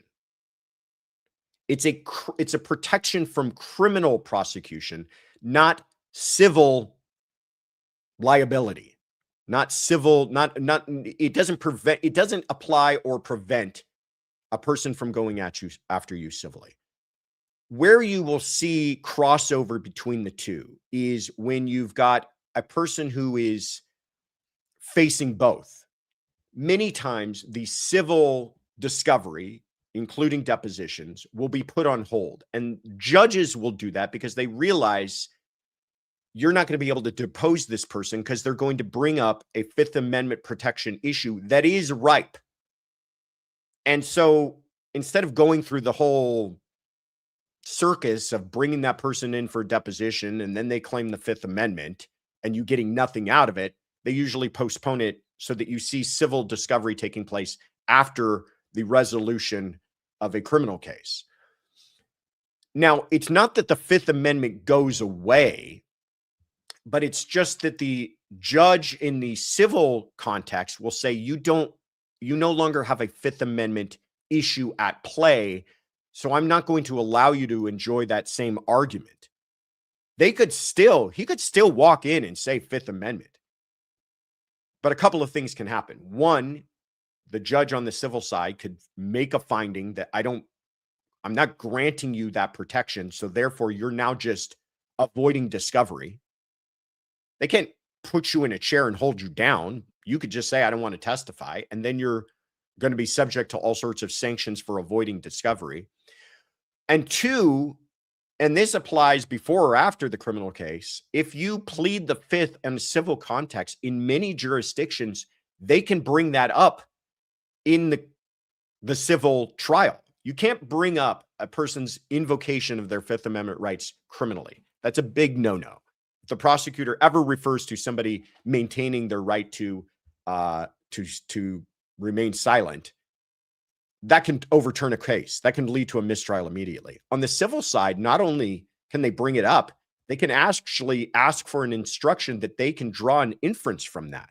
So if he were to be deposed and claim the fifth, the plaintiff's attorneys could say, this guy pled the fifth. You know who pleads the fifth? People who've got something to hide because they're guilty of something. Those arguments, not as directly or simply as I'm putting it, but those arguments can be made on a civil context. They can draw in some jurisdictions, I should say, and it's not as clear as I'm putting it, but they can draw an inference from that and argue that to the jury. So long story short, if there is a civil trial and he is deposed, he's probably going to participate in that deposition. And we see that happen all the time with criminal defendants. OJ was deposed. Karen Reed's got a civil case coming up. She's going to get deposed.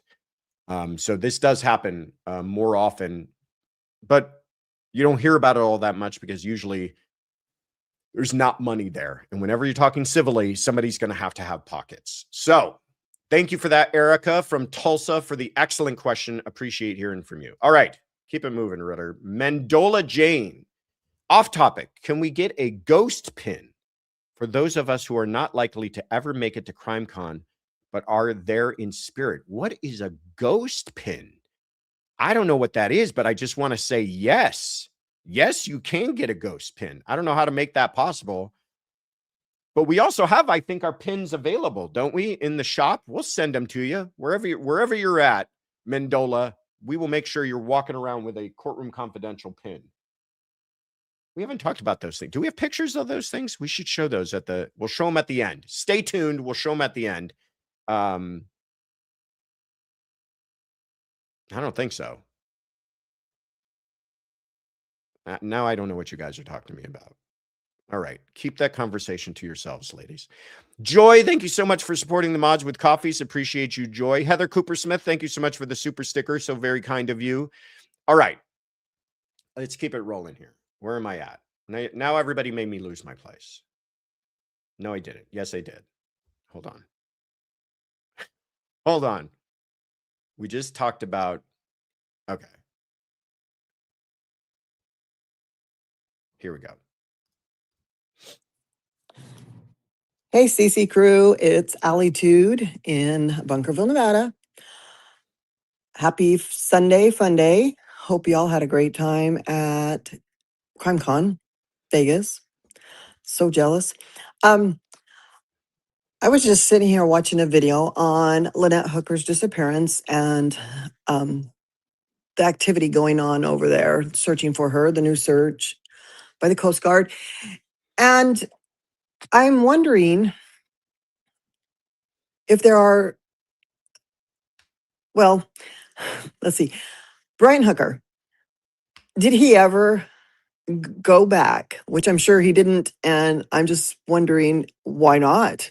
You know, if he thought his wife fell off the boat and was swimming towards the boat, did he never go back to the soulmate to look and see if she made it there? Because I don't think he did, and I think that's a very telling sign. So anyway, that's my question. Do you know if he went back to the soulmate to check and see if Lynette made it back when she supposedly fell off the dinghy? But okay, that's it. Bye. Alitude from Bunkerville, Nevada. Oh, it's me. Don't say that. Say, yay, it's me. Great question. Did he ever go back, talking about Lynette Hooker and Brian Hooker, and she's asking, did Brian ever go back to the soulmate? That's the name of his boat. And that was named in complete absence of irony. The story goes, according to Brian, by the way, and I feel like that's important to point out. The only reason why we're saying any of this happened the way that it happened is because Brian said so. We don't have any independent corroborating evidence that she went over that boat that day. None. We have his story saying that's what happened. So, Alitude wants to know, well, is there any evidence that he went back to the boat? Brian says he didn't go back to the boat. Brian said she went overboard and she had the key to the engine with her and it disabled the boat, the dinghy, and therefore he spent the next 7 hours or so paddling to get to shore. And then once he made it to shore, he immediately contacted the authorities and said, my wife went overboard. Dear God, help me. But nowhere in that story does he say he then went back to the soulmate to check that if she had made it, miraculously swam to the soulmate and saved her own life. But we now do have evidence. This is Fox News had an exclusive that they pulled the GPS, is the best way of understanding it, information from that boat. Every one of these larger vessels has a tracking system in it. And it doesn't work off of like the same thing as our GPS, but it works off of a marine specific system so that all other boats kind of know where they are. It's a constant location for that boat. They pulled that. What they found was that that same evening that he says she went overboard, that system was turned off that evening and then turned back on later that following day. So, to your question, Alitude, who did that?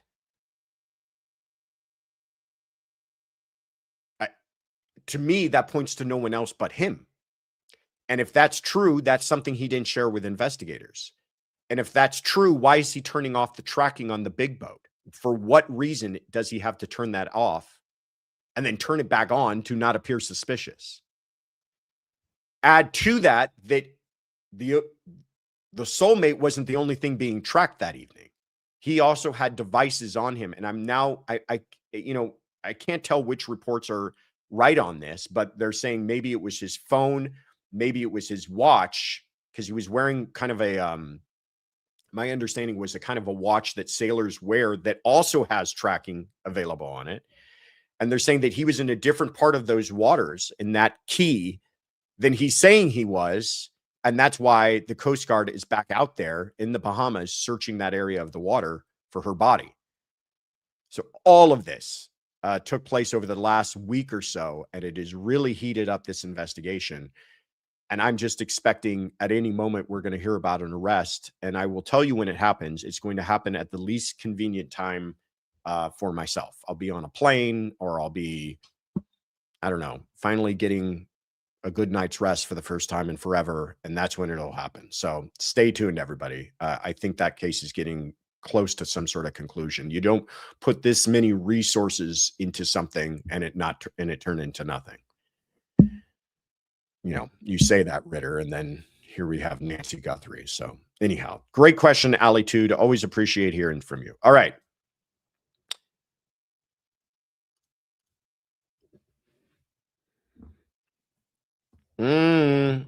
Not my fault. Hold on. Well, happy Sunday Funday. After 2 weeks, Joshua, Tiffany, Kaylin, our fabulous mods, CC family and guests, Alicia K. Mayo in Humboldt, Tennessee. Joshua, let's talk AI in court, such as the Darron Lee case where he used ChatGPT for advice after he removed his girlfriend off this mortal coil. Exactly what will be the process and how might it be done for any attorney, prosecution or defense, to question and redirect ChatGPT or any AI application? Would they have to go straight to a representative from the company, or how would that work? I'm completely fascinated by AI and court cases. So I hope everyone's having a great Sunday fun day.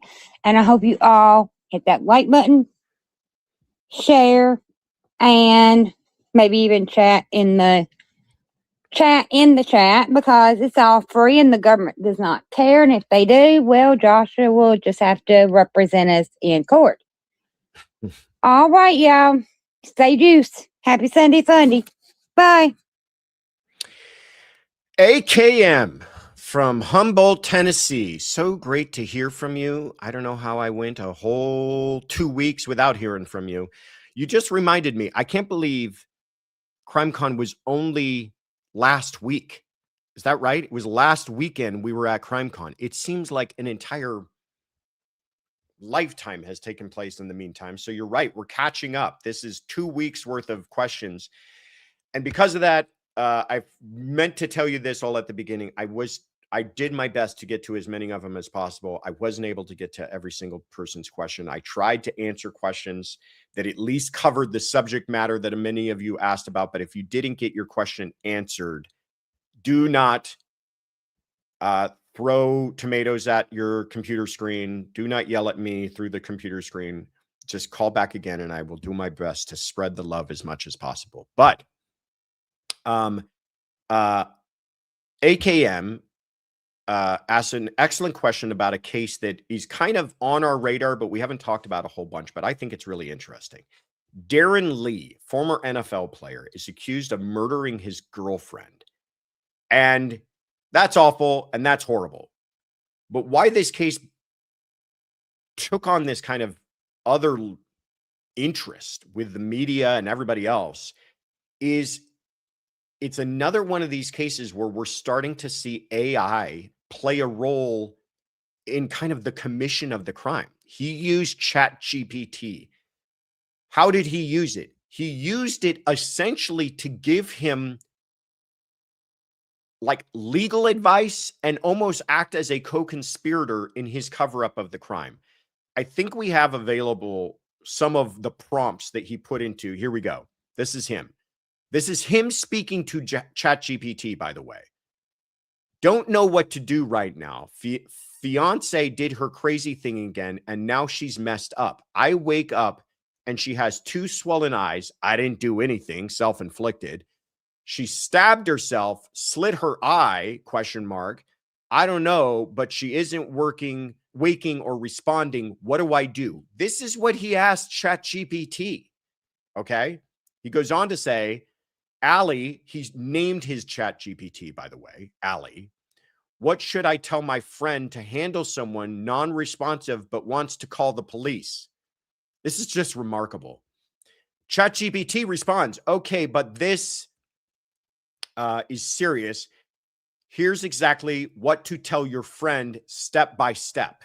So ChatGPT starts to help him essentially cover up or commit a crime. ChatGPT goes on to say, got it, doesn't cover up. Oh, doesn't. Some of this, I guess, is redacted. Here's exactly what is the safest way to handle it without framing it as police trouble. And that's the part that has a lot of people's minds boggled on this, is that essentially it sounds like ChatGPT is kind of helping him to avoid police scrutiny. Bottom line, yes, falls can cause puncture-appearing wounds. They usually don't look like clean knife stabs. Context surrounding injury pattern matters more than the hole itself. If you want, tell me where on the body, how many punctures, depth and size, what objects were nearby. Just mind-blowing stuff. Because here's the issue. If ChatGPT were a human being and not one of our robot overlords, ChatGPT would be charged with a crime.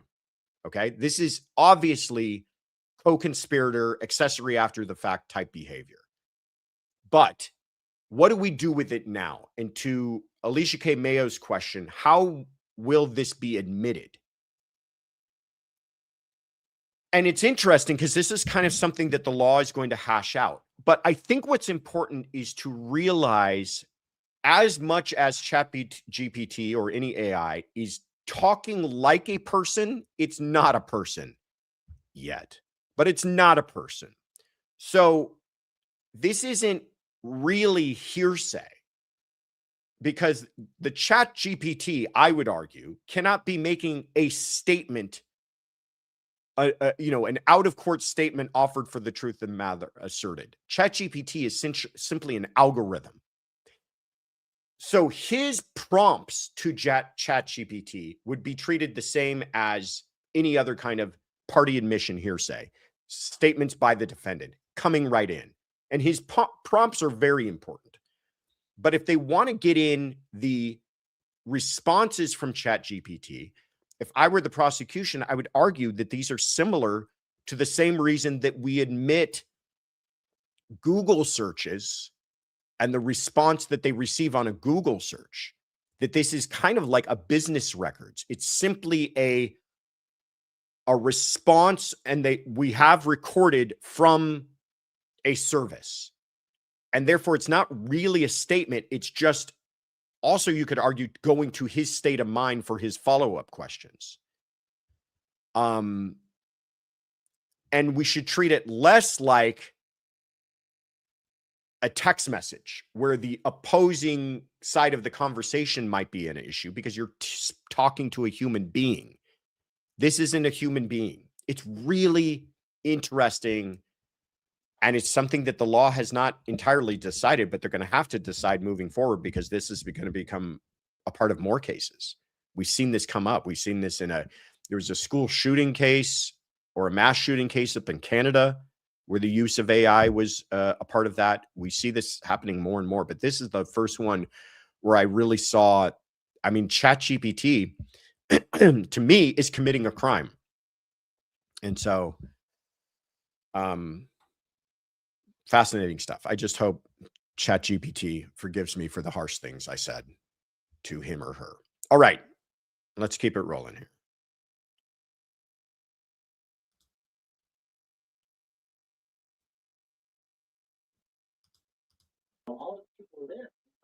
Hi, CC crew. This is Afton from Harper, Kansas. My question is about the Carr Brothers who killed 5 people in Wichita, Kansas in December of 2000. They just filed for clemency for the death penalty. And I was wondering, is there a difference between clemency and getting a sentence commuted? And if so, what is it? Thank you. Afton, so great to hear from you from Harper, Kansas. Let's put you on the map. The Carr Brothers. I was not familiar with this one.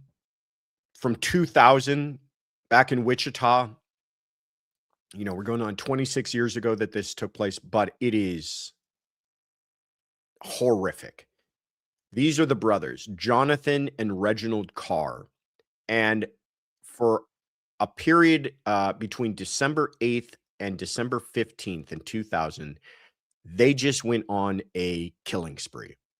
And they ended up killing 5 different people: Jason Beffert, Heather Muller, Bradley Haka, Aaron Sandler, and Ann Walenta, who did nothing wrong but cross paths with these 2 guys.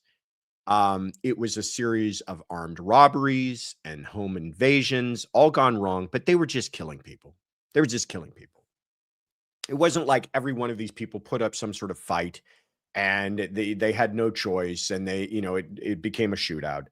These were just people who got in their way. They wanted to steal a car. They wanted to break in and take things from a home, and they were shooting people along the way. So they eventually get arrested, and to the shock of no one, they're sentenced to death. That was back in October of 2002. Now, you're right. They're petitioning for some sort of clemency. So what is clemency? What is a pardon? What is a commutation? The answer, Afton, great question, by the way, is clemency is kind of the all-encompassing umbrella term for any kind of executive order of mercy. So clemency they're asking for someone in a position of power, most likely the governor, to grant them some sort of mercy. Then it becomes, what form would that take if they're granted that? Well, a pardon would be flat out forgiveness of the crime. You're let out. You suffer none of the consequences. You are completely pardoned from the crime itself. Commutation is you're not forgiven for the crime itself, but you are reducing that person's punishment, likely jail time. We're letting you out. We're reducing, we're commuting your sentence from death penalty to life without parole. I don't know the likelihood of any of this happening, especially because you're calling upon the mercies of a politician, and politicians are going to be very concerned as to how the public is going to perceive this. And I just don't see what is the angle here. What possibly could be the good reason for commuting the sentence of two men who just decided no one's life was worth anything. And now here they are, ironically, 26 years later, asking somebody to believe that their life is worth something. So, please feel free, everybody, there's plenty of articles on this, look up more about it, but just a horrific case out of Wichita, Kansas, back in 2000, Jonathan and Reginald Carr. But thank you, Afton, so much. Great to hear from you from Harper, Kansas. So I imagine something that is still kind of echoing within your community. All right, let's keep it rolling here. You guys having a good time, by the way? I feel like this is a really fun bunch of questions that we got this week. We got questions from Kansas and from Oklahoma and from South Africa, San Diego, England, Schenectady, which we now know comes from the Iroquois. But great bunch of topics that we covered this morning. Alec Murdaugh, Rick Chow. All right. Now that I've done all that, I've lost my place. But yeah, Shy Gal's juiced. Everybody's juiced. Good. Glad to hear it. And did we hit our number? Oh, look at that. And we got, what was it, 700 likes or so? 800? 800. All right. What do we get for 900? More? But thank you, everybody who's helping us spread the word about this show today. All right.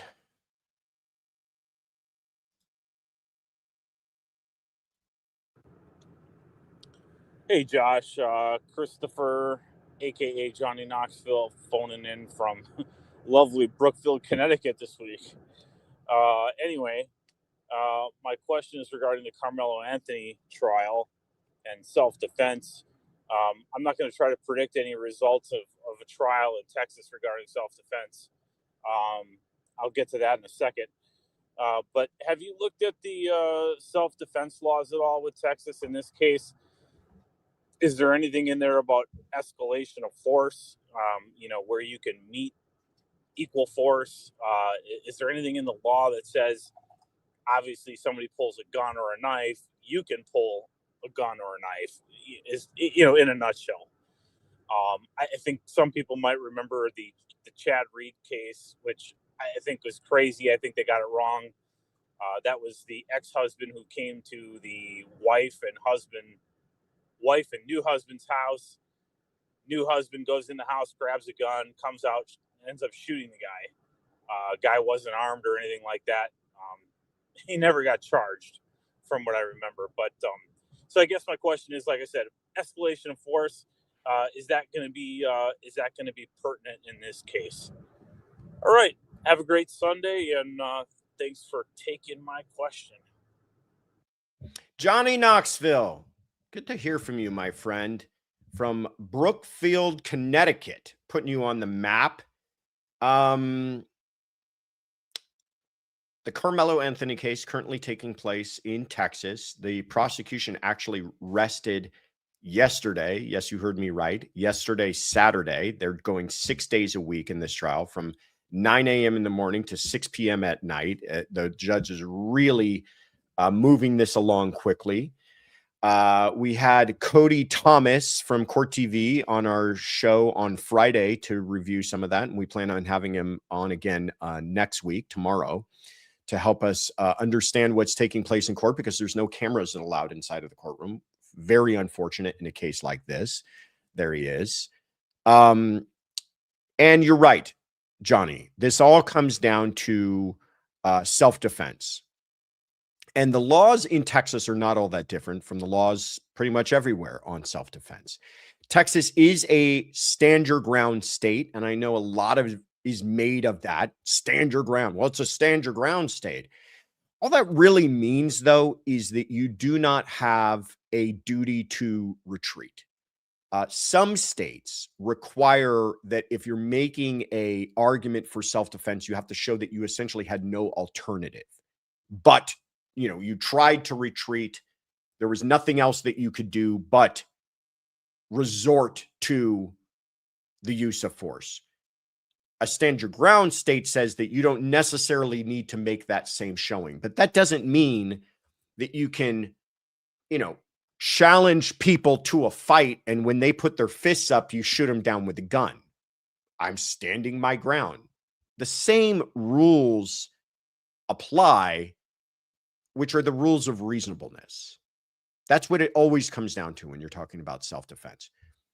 Did the defendant perceive the threat reasonably? Was there a reasonable threat to that person? Was the defendant's belief in the need to use force reasonable? To use deadly force under those circumstances? And was the use of force a reasonable response to that threat? Those are the questions. And I think that last one is probably going to be the most important in this case. Was it reasonable for Karmelo Anthony to stab Austin Metcalf in the chest in response to Austin Metcalf's behavior that day? That is the question that jurors are really going to have to decide.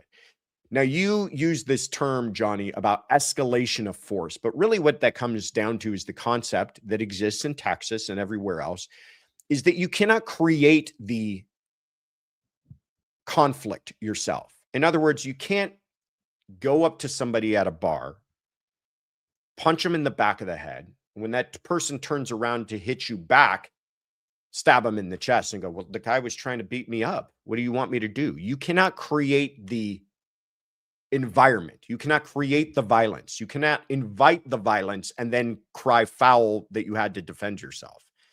You also, you're right too. You can't, when you call it escalation of force is where I get back to that idea of reasonableness. You can't go from 0 to 100. You can't go from a push, from a shove to a stabbing in the chest, which essentially sounds like what is taking place here. I mean, there's a lot coming out in this case, and we're gonna get into more of it tomorrow, actually. But it is really beginning to sound like Karmelo has a very difficult argument to try to convince these jurors of. I mean, we've heard now from several other of the students who witnessed it, who said that there wasn't like a big group ganging up on him, that he actually challenged Austin, you know, to some extent, saying, go ahead and put your hands on me, see what happens. That Austin didn't like approach him in any kind of way that would lead a reasonable person to believe that Karmelo's life was being threatened, and that Karmelo just grabs a knife from his backpack, stabs him right in the chest. I mean, it's just, the whole thing is so awful because it easily could have been avoided. What, you know, these kids, it should have ended up, well, first of all, there should have been no conflict to begin with. But at the worst, a couple of black eyes and detention for the both of them. And instead, now you have one young man who's gone, and his family will never recover from that, and another young man who will likely go off to prison for the rest of his life, really awful. But I hope that answers your question, Johnny. I don't know if you're here this morning, but yeah, I mean, the laws in Texas are not all that greatly vastly different from the laws anywhere, and it's the same basic question about reasonableness. But great question, my friend. Yeah, check out the weekly roundup, everybody. All right, let's keep it rolling. You're running out of time, Ritter. Keep it rolling.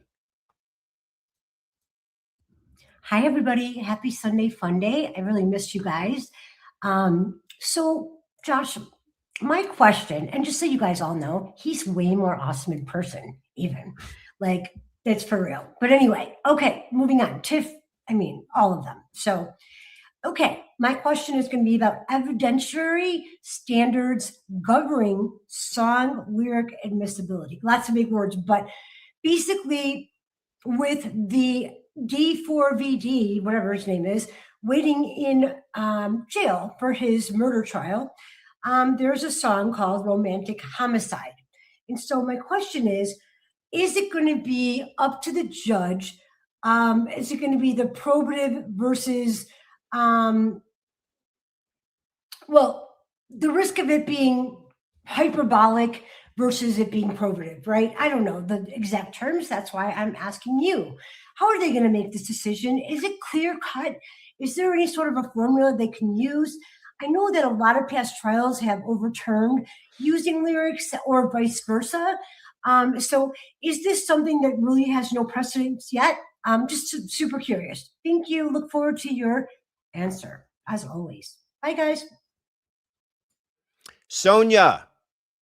So great to hear from you. Sonia from Chicago, Illinois. It's me, she says. Let's put you on the map. Great question. I love this. I love that you even can dissect the issues at play here, which I feel like, you know, so many people would not be able to appreciate. And that's why we have the smartest community on YouTube. But Sonia wants to know about song lyric admissibility, especially when we're talking about the case of David, who is accused now of murdering Celeste Rivas Hernandez. And he wrote a song that everybody has heard the title of because it sounds very highly suspicious in light of what he's accused of doing, called Romantic Homicide. He's accused of having a romantic relationship, if you want to call it that. I would call it a exploitive, grooming, sexual assault relationship with Celeste, and then eventually killing her. So wouldn't the lyrics of a song like Romantic Homicide be fairly helpful to jurors? And you're right, Sonia. It comes down to this question, which it does in nearly every piece of evidence, about weighing its probative and prejudicial value. There was a hot streak for a while there with prosecutors trying to bring in lyrics. You saw that in a lot of cases involving gang crimes, where a lot of these guys are also kind of wannabe rappers, and they'd have lyrics and, you know, stuff scribbled in notebooks, and they'd say, well, look at this. He's talking about, you know, anytime I see a guy wearing a red hat, I'm going to gun him down. And that's exactly what took place in this case, because they're gang members. And that was a little in vogue for a while there. And then the courts really kind of shut it down. And prosecutors started to avoid it because it did lead to a lot of problems with this idea of prejudicial and probative value. And I think that's probably the decision they're going to come to here. It's a difficult connection to make that a guy writing a song, and we don't know when he wrote the lyrics to that, was somehow premeditating the murder of this young girl even that far in advance. Well, you could say, well, it's not really about her. It's just about his ideas on murder and women and everything else. Okay, great. They also can fall into the idea of it being artistic, and he's playing a role, and he's, you could see the inherent problems in trying to take a piece of art and twist that into a criminal mindset and criminal intent.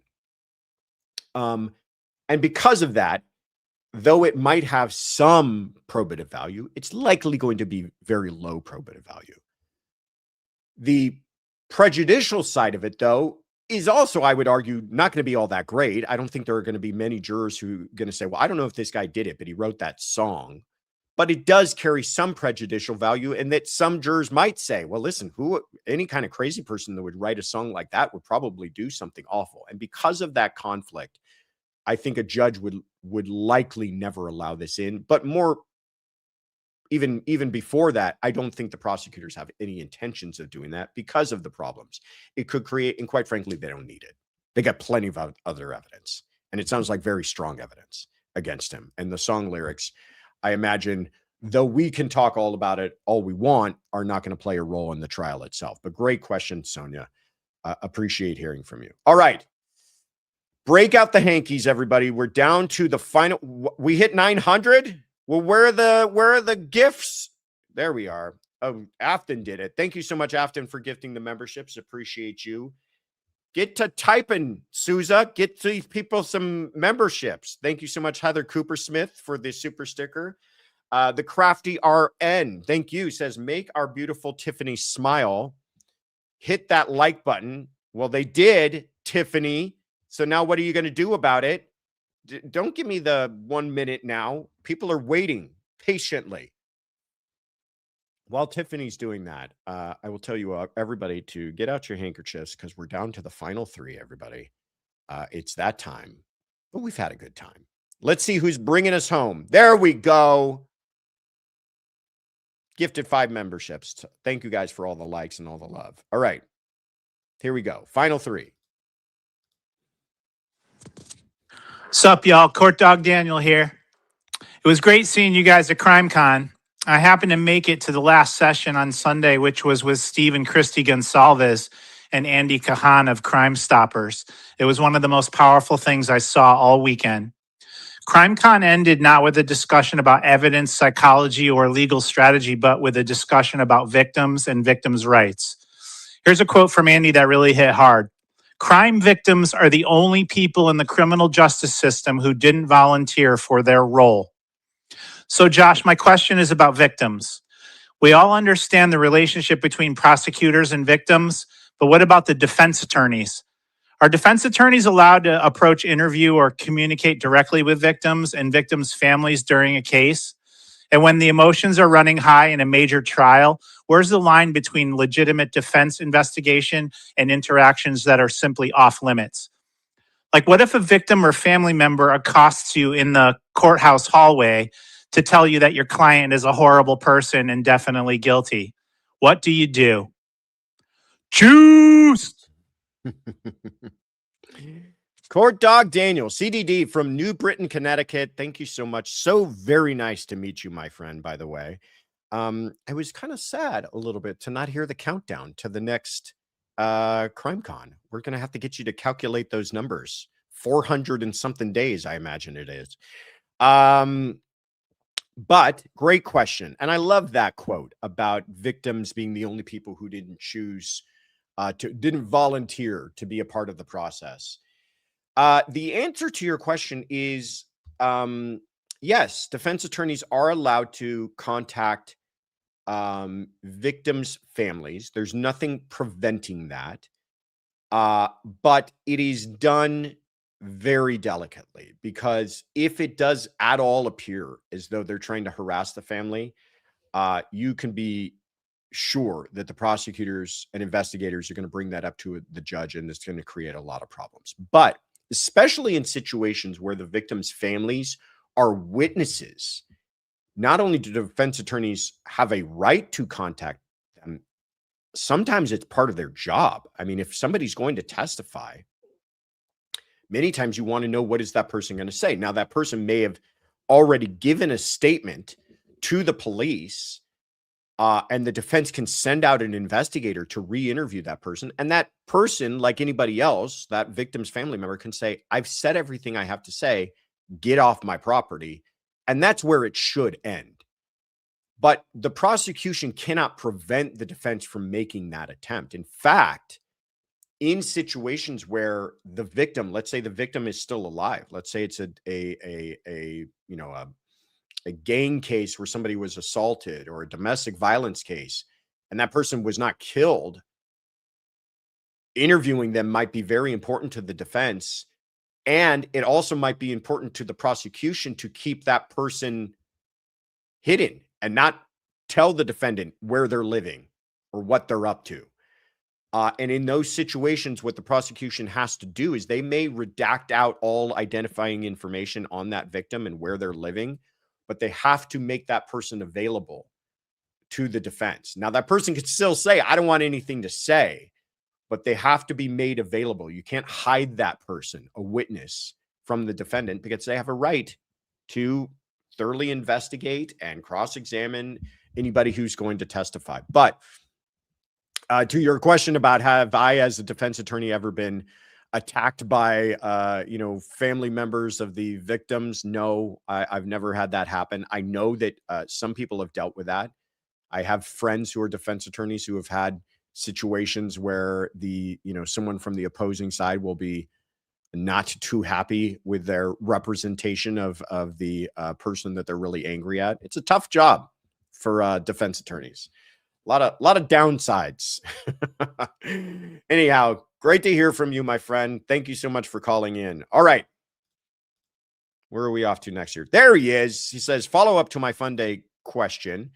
At the Gonzalez panel, they had time for one question, and I got it. Good for you. I also met Steve and Christy. Incredible people, by the way. I got the chance to meet them. Amazing, inspiring people. Very true. CrimeCon creates moments like this. It is... If you've never been to CrimeCon, many people I tell about CrimeCon who have never heard of it, their initial reaction is kind of like, what? How do you do that? And it sounds like it could be an environment that's very exploitive and kind of making crime into entertainment.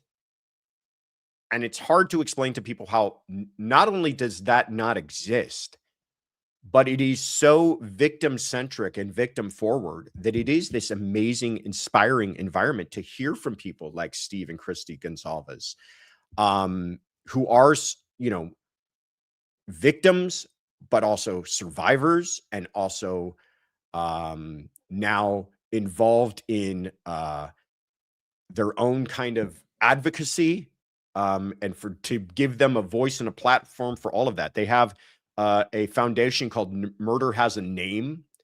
We're actually hoping to get them on soon to talk about that and share that with all of you, because I'm inspired by it. I think it's incredible that the strength, courage, tenacity that these people show to not only survive a tragedy, but then try to make something good come out of all of that is inspiring. So thank you, Court Dog Daniel, for bringing that up. I appreciate that. All right.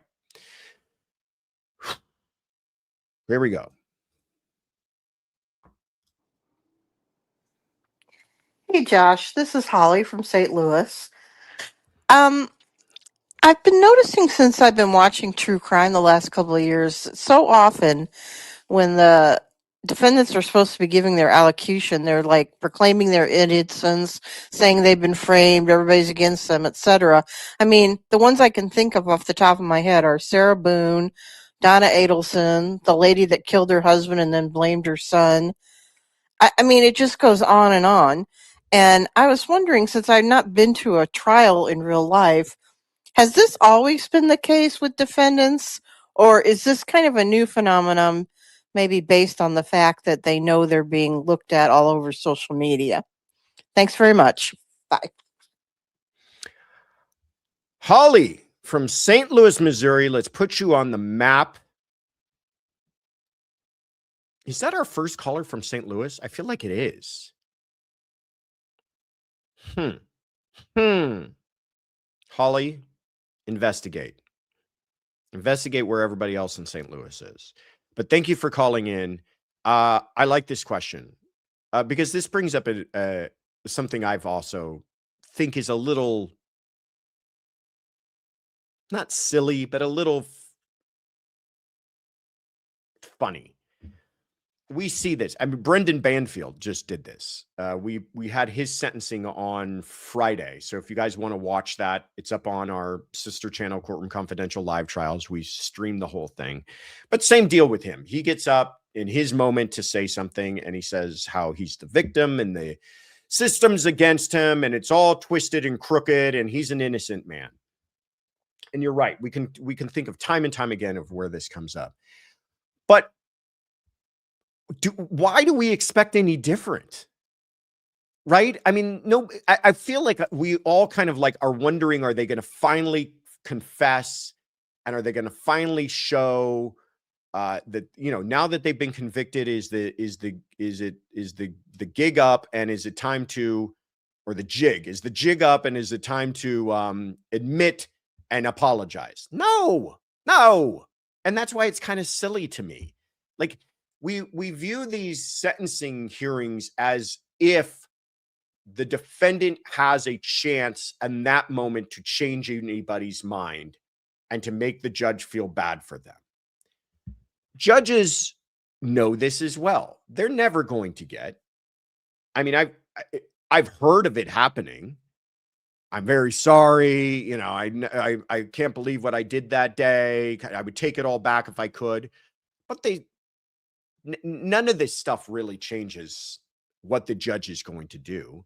And you've got a person who's also looking at appeal. What are they going to say? What is Brendan Banfield going to say? You're right. I did it. I'm awful. I murdered my wife. I murdered that poor man. I'm such a horrible, horrible human being, and I'm so sorry. Still going to go off to prison for the rest of his life. And now his appeals might be affected by the idea that he admitted to everything. So they're, of course, going to say this. It's not a new thing. It's a thing as old as time. I'll tell you what's new is them saying anything. I feel like we're hearing from defendants a lot more. Many times they don't say anything. I've done dozens and dozens of sentencing hearings, and I can't count, you know, I could count probably on one hand, and I don't need all my fingers the amount of times that the defendant actually said anything. So this idea that these guys in these high profile cases feel like they need to have a moment, kind of, that's what's a little unnecessary. They should just keep their mouth shut. Say nothing, go off to prison, make your little appeal, and we'll hopefully forget all about you. Great question, though, Holly from St. Louis. All right. Take a deep breath, everybody. It's going to be okay. We'll see you again tomorrow and Wednesday and Friday and Sunday, and we'll see you again. But here's our last question for today. Hey, Josh, this is Chris Vogt from Crossville, Tennessee. And listening to your Wednesday Night Live with Joel Waldman talking about the Brian Hooker case and the new GPS data that came from the Coast Guard, it reminded me of something that was in the news a while back about how the FBI was buying location data from data brokers and various other types of personal information that private corporations use to keep track of people and get insight into their purchasing habits and whatnot. And at the time, the news and politicians were getting all upset about how that shouldn't be done and the FBI needs to knock it off. And I'm trying to figure out how that would be unacceptable, legally speaking. Because if private citizens and private corporations can go in and buy that data, I can't really see why a public law enforcement agency can't do the same. Because it's in the public domain, essentially, I think. Anyway, I just was curious if you could give your thoughts on that and talk about how we might see that getting changed or being still allowed going forward. Thank you. Chris from Crossville, Tennessee, one of my dudes, closing out the show for us today. Thank you so much, Chris. Good to hear from you, my friend. And a great question. I like this. This is a big question. This is about more than just one case. It's kind of like about the idea of law enforcement and what should they have access to and what shouldn't they. Chris is kind of tying it into the disappearance of Lynette Hooker and the use of data technology in that case by law enforcement. But Chris makes an excellent point. Why do we get all twisted and bent and out of shape when it comes to law enforcement using or having access to data in the same way that we kind of freely, or maybe not freely, but at least we do give it out legally to private companies all the time. And if these law enforcement agencies are just accessing that same data that exists in the universe, what are we so worried about? Well, obviously, I think we're worried about this kind of concept of a surveillance state and Big Brother and keeping an eye on us, and how much are we being watched, and how much do they know, and is the FBI listening into my phone conversation, and all of that kind of somewhat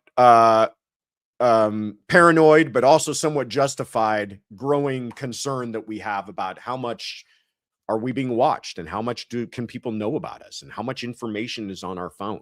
I mean, if you really got a problem, get rid of your phone. Throw it into the ocean right now, because the amount of information that your phone is recording about you is staggering. Where you've been, how often you go there, what route you usually take to get there, how often you usually stay at different locations. Where do you shop? What do you shop for? Who are you in contact with? Who do you have interests with?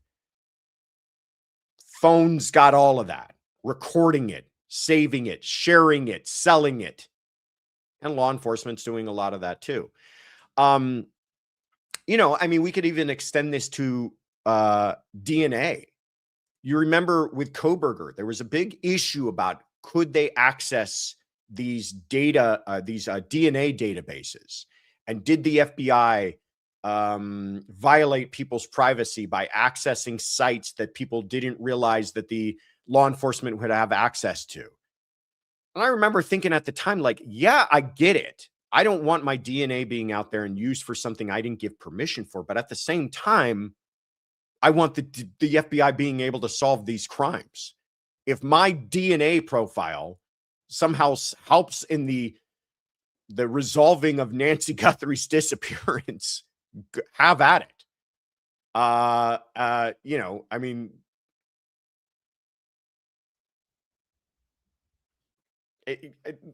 I think I'm actually more concerned with private companies having access to my information because they are trying to exploit it for some sort of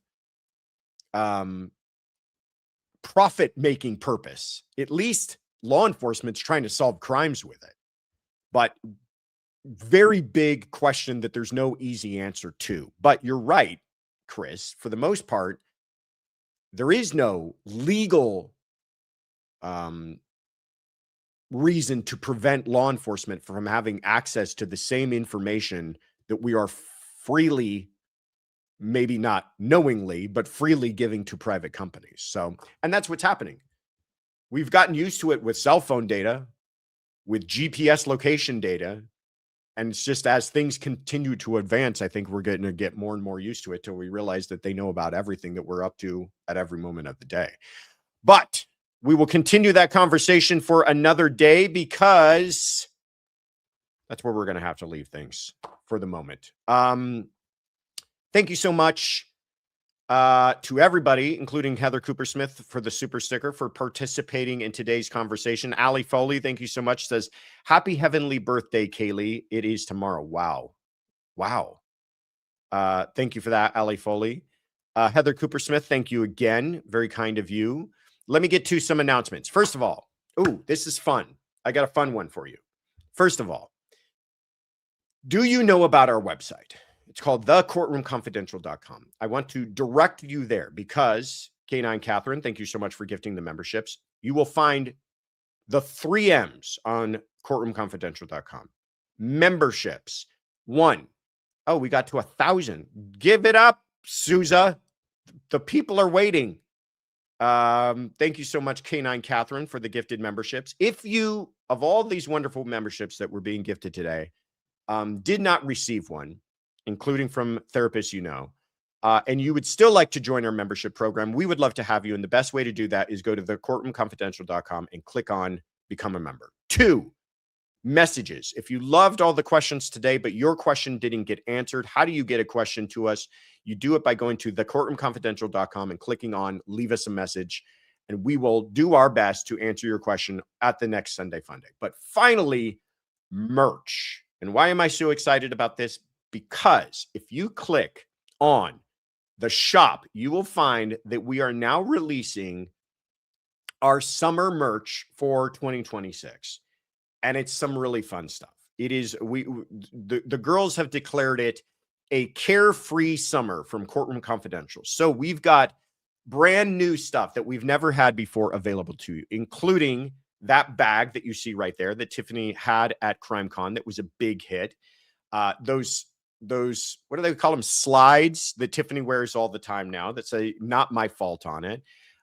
Those cozies, alibis melt in the heat. We're very, very happy with all this stuff. I'm going to show you the bag right here. We've been waiting a while to do the bag because we wanted to find a good one. We've been trying, we've struggled to find a really high quality one. And this is really, really nice, high quality, and it's fun, and it's kind of available for summertime.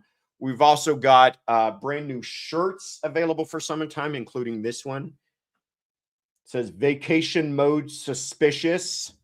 Not fun. A lot of fun stuff. We've been working on this behind the scenes for a while. So let's show you guys what we've got. We've got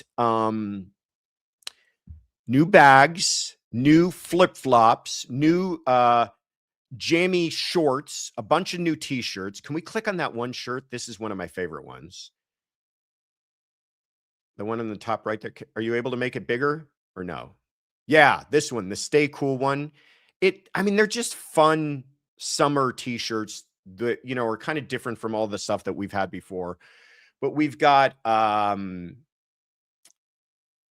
then there you go. Vacation mode suspicious. We've got towels. Show them the towels, Kaylin. There we go. Not my fault is one of them. This one, I love this. Tan lines and timelines. And these are really nice towels too. They're like almost like blanket type towels.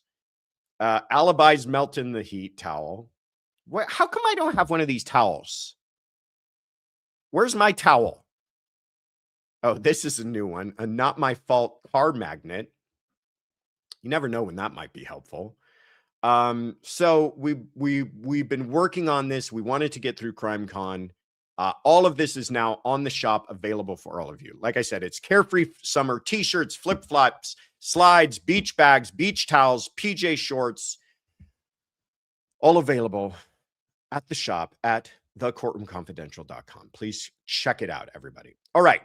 What did you miss? Well, on Friday, we had two shows for you. The weekly roundup here on Courtroom Confidential, where we talked about the latest in the Karmelo Anthony case with our special guest, Cody Thomas from Court TV. Wasn't he fantastic? If you guys watched that show, Cody's amazing, brilliant, super nice guy.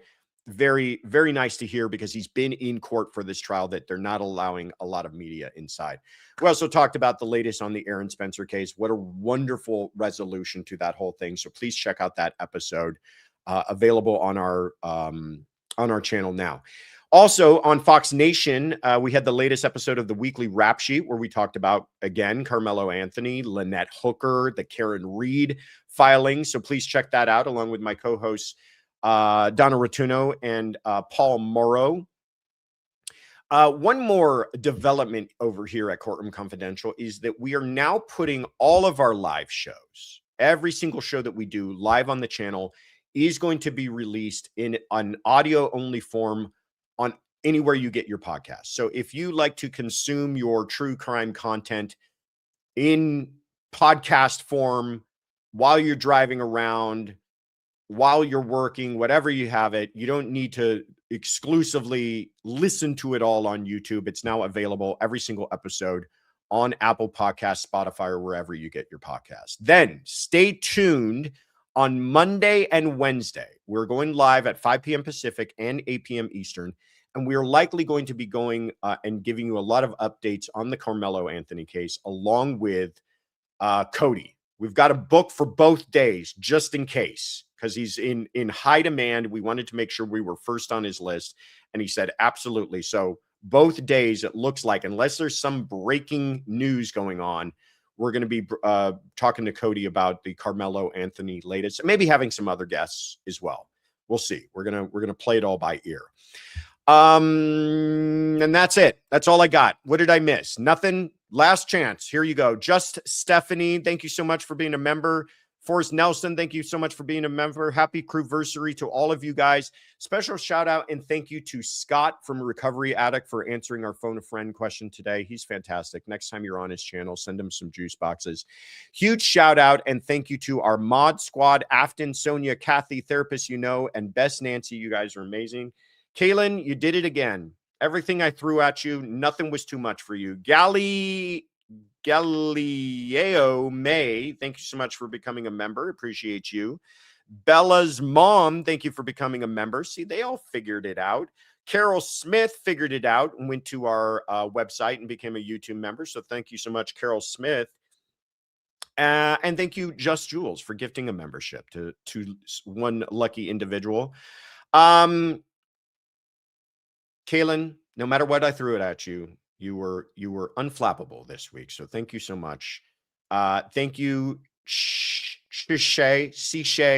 Happy Sunday Fun Day, everybody, she says. Appreciate the super chat. All right, Tiff, as always, you're running out of time because here I come. You are the best thing that ever happened to me. We will see you all here tomorrow night. Take care, everybody. Bye.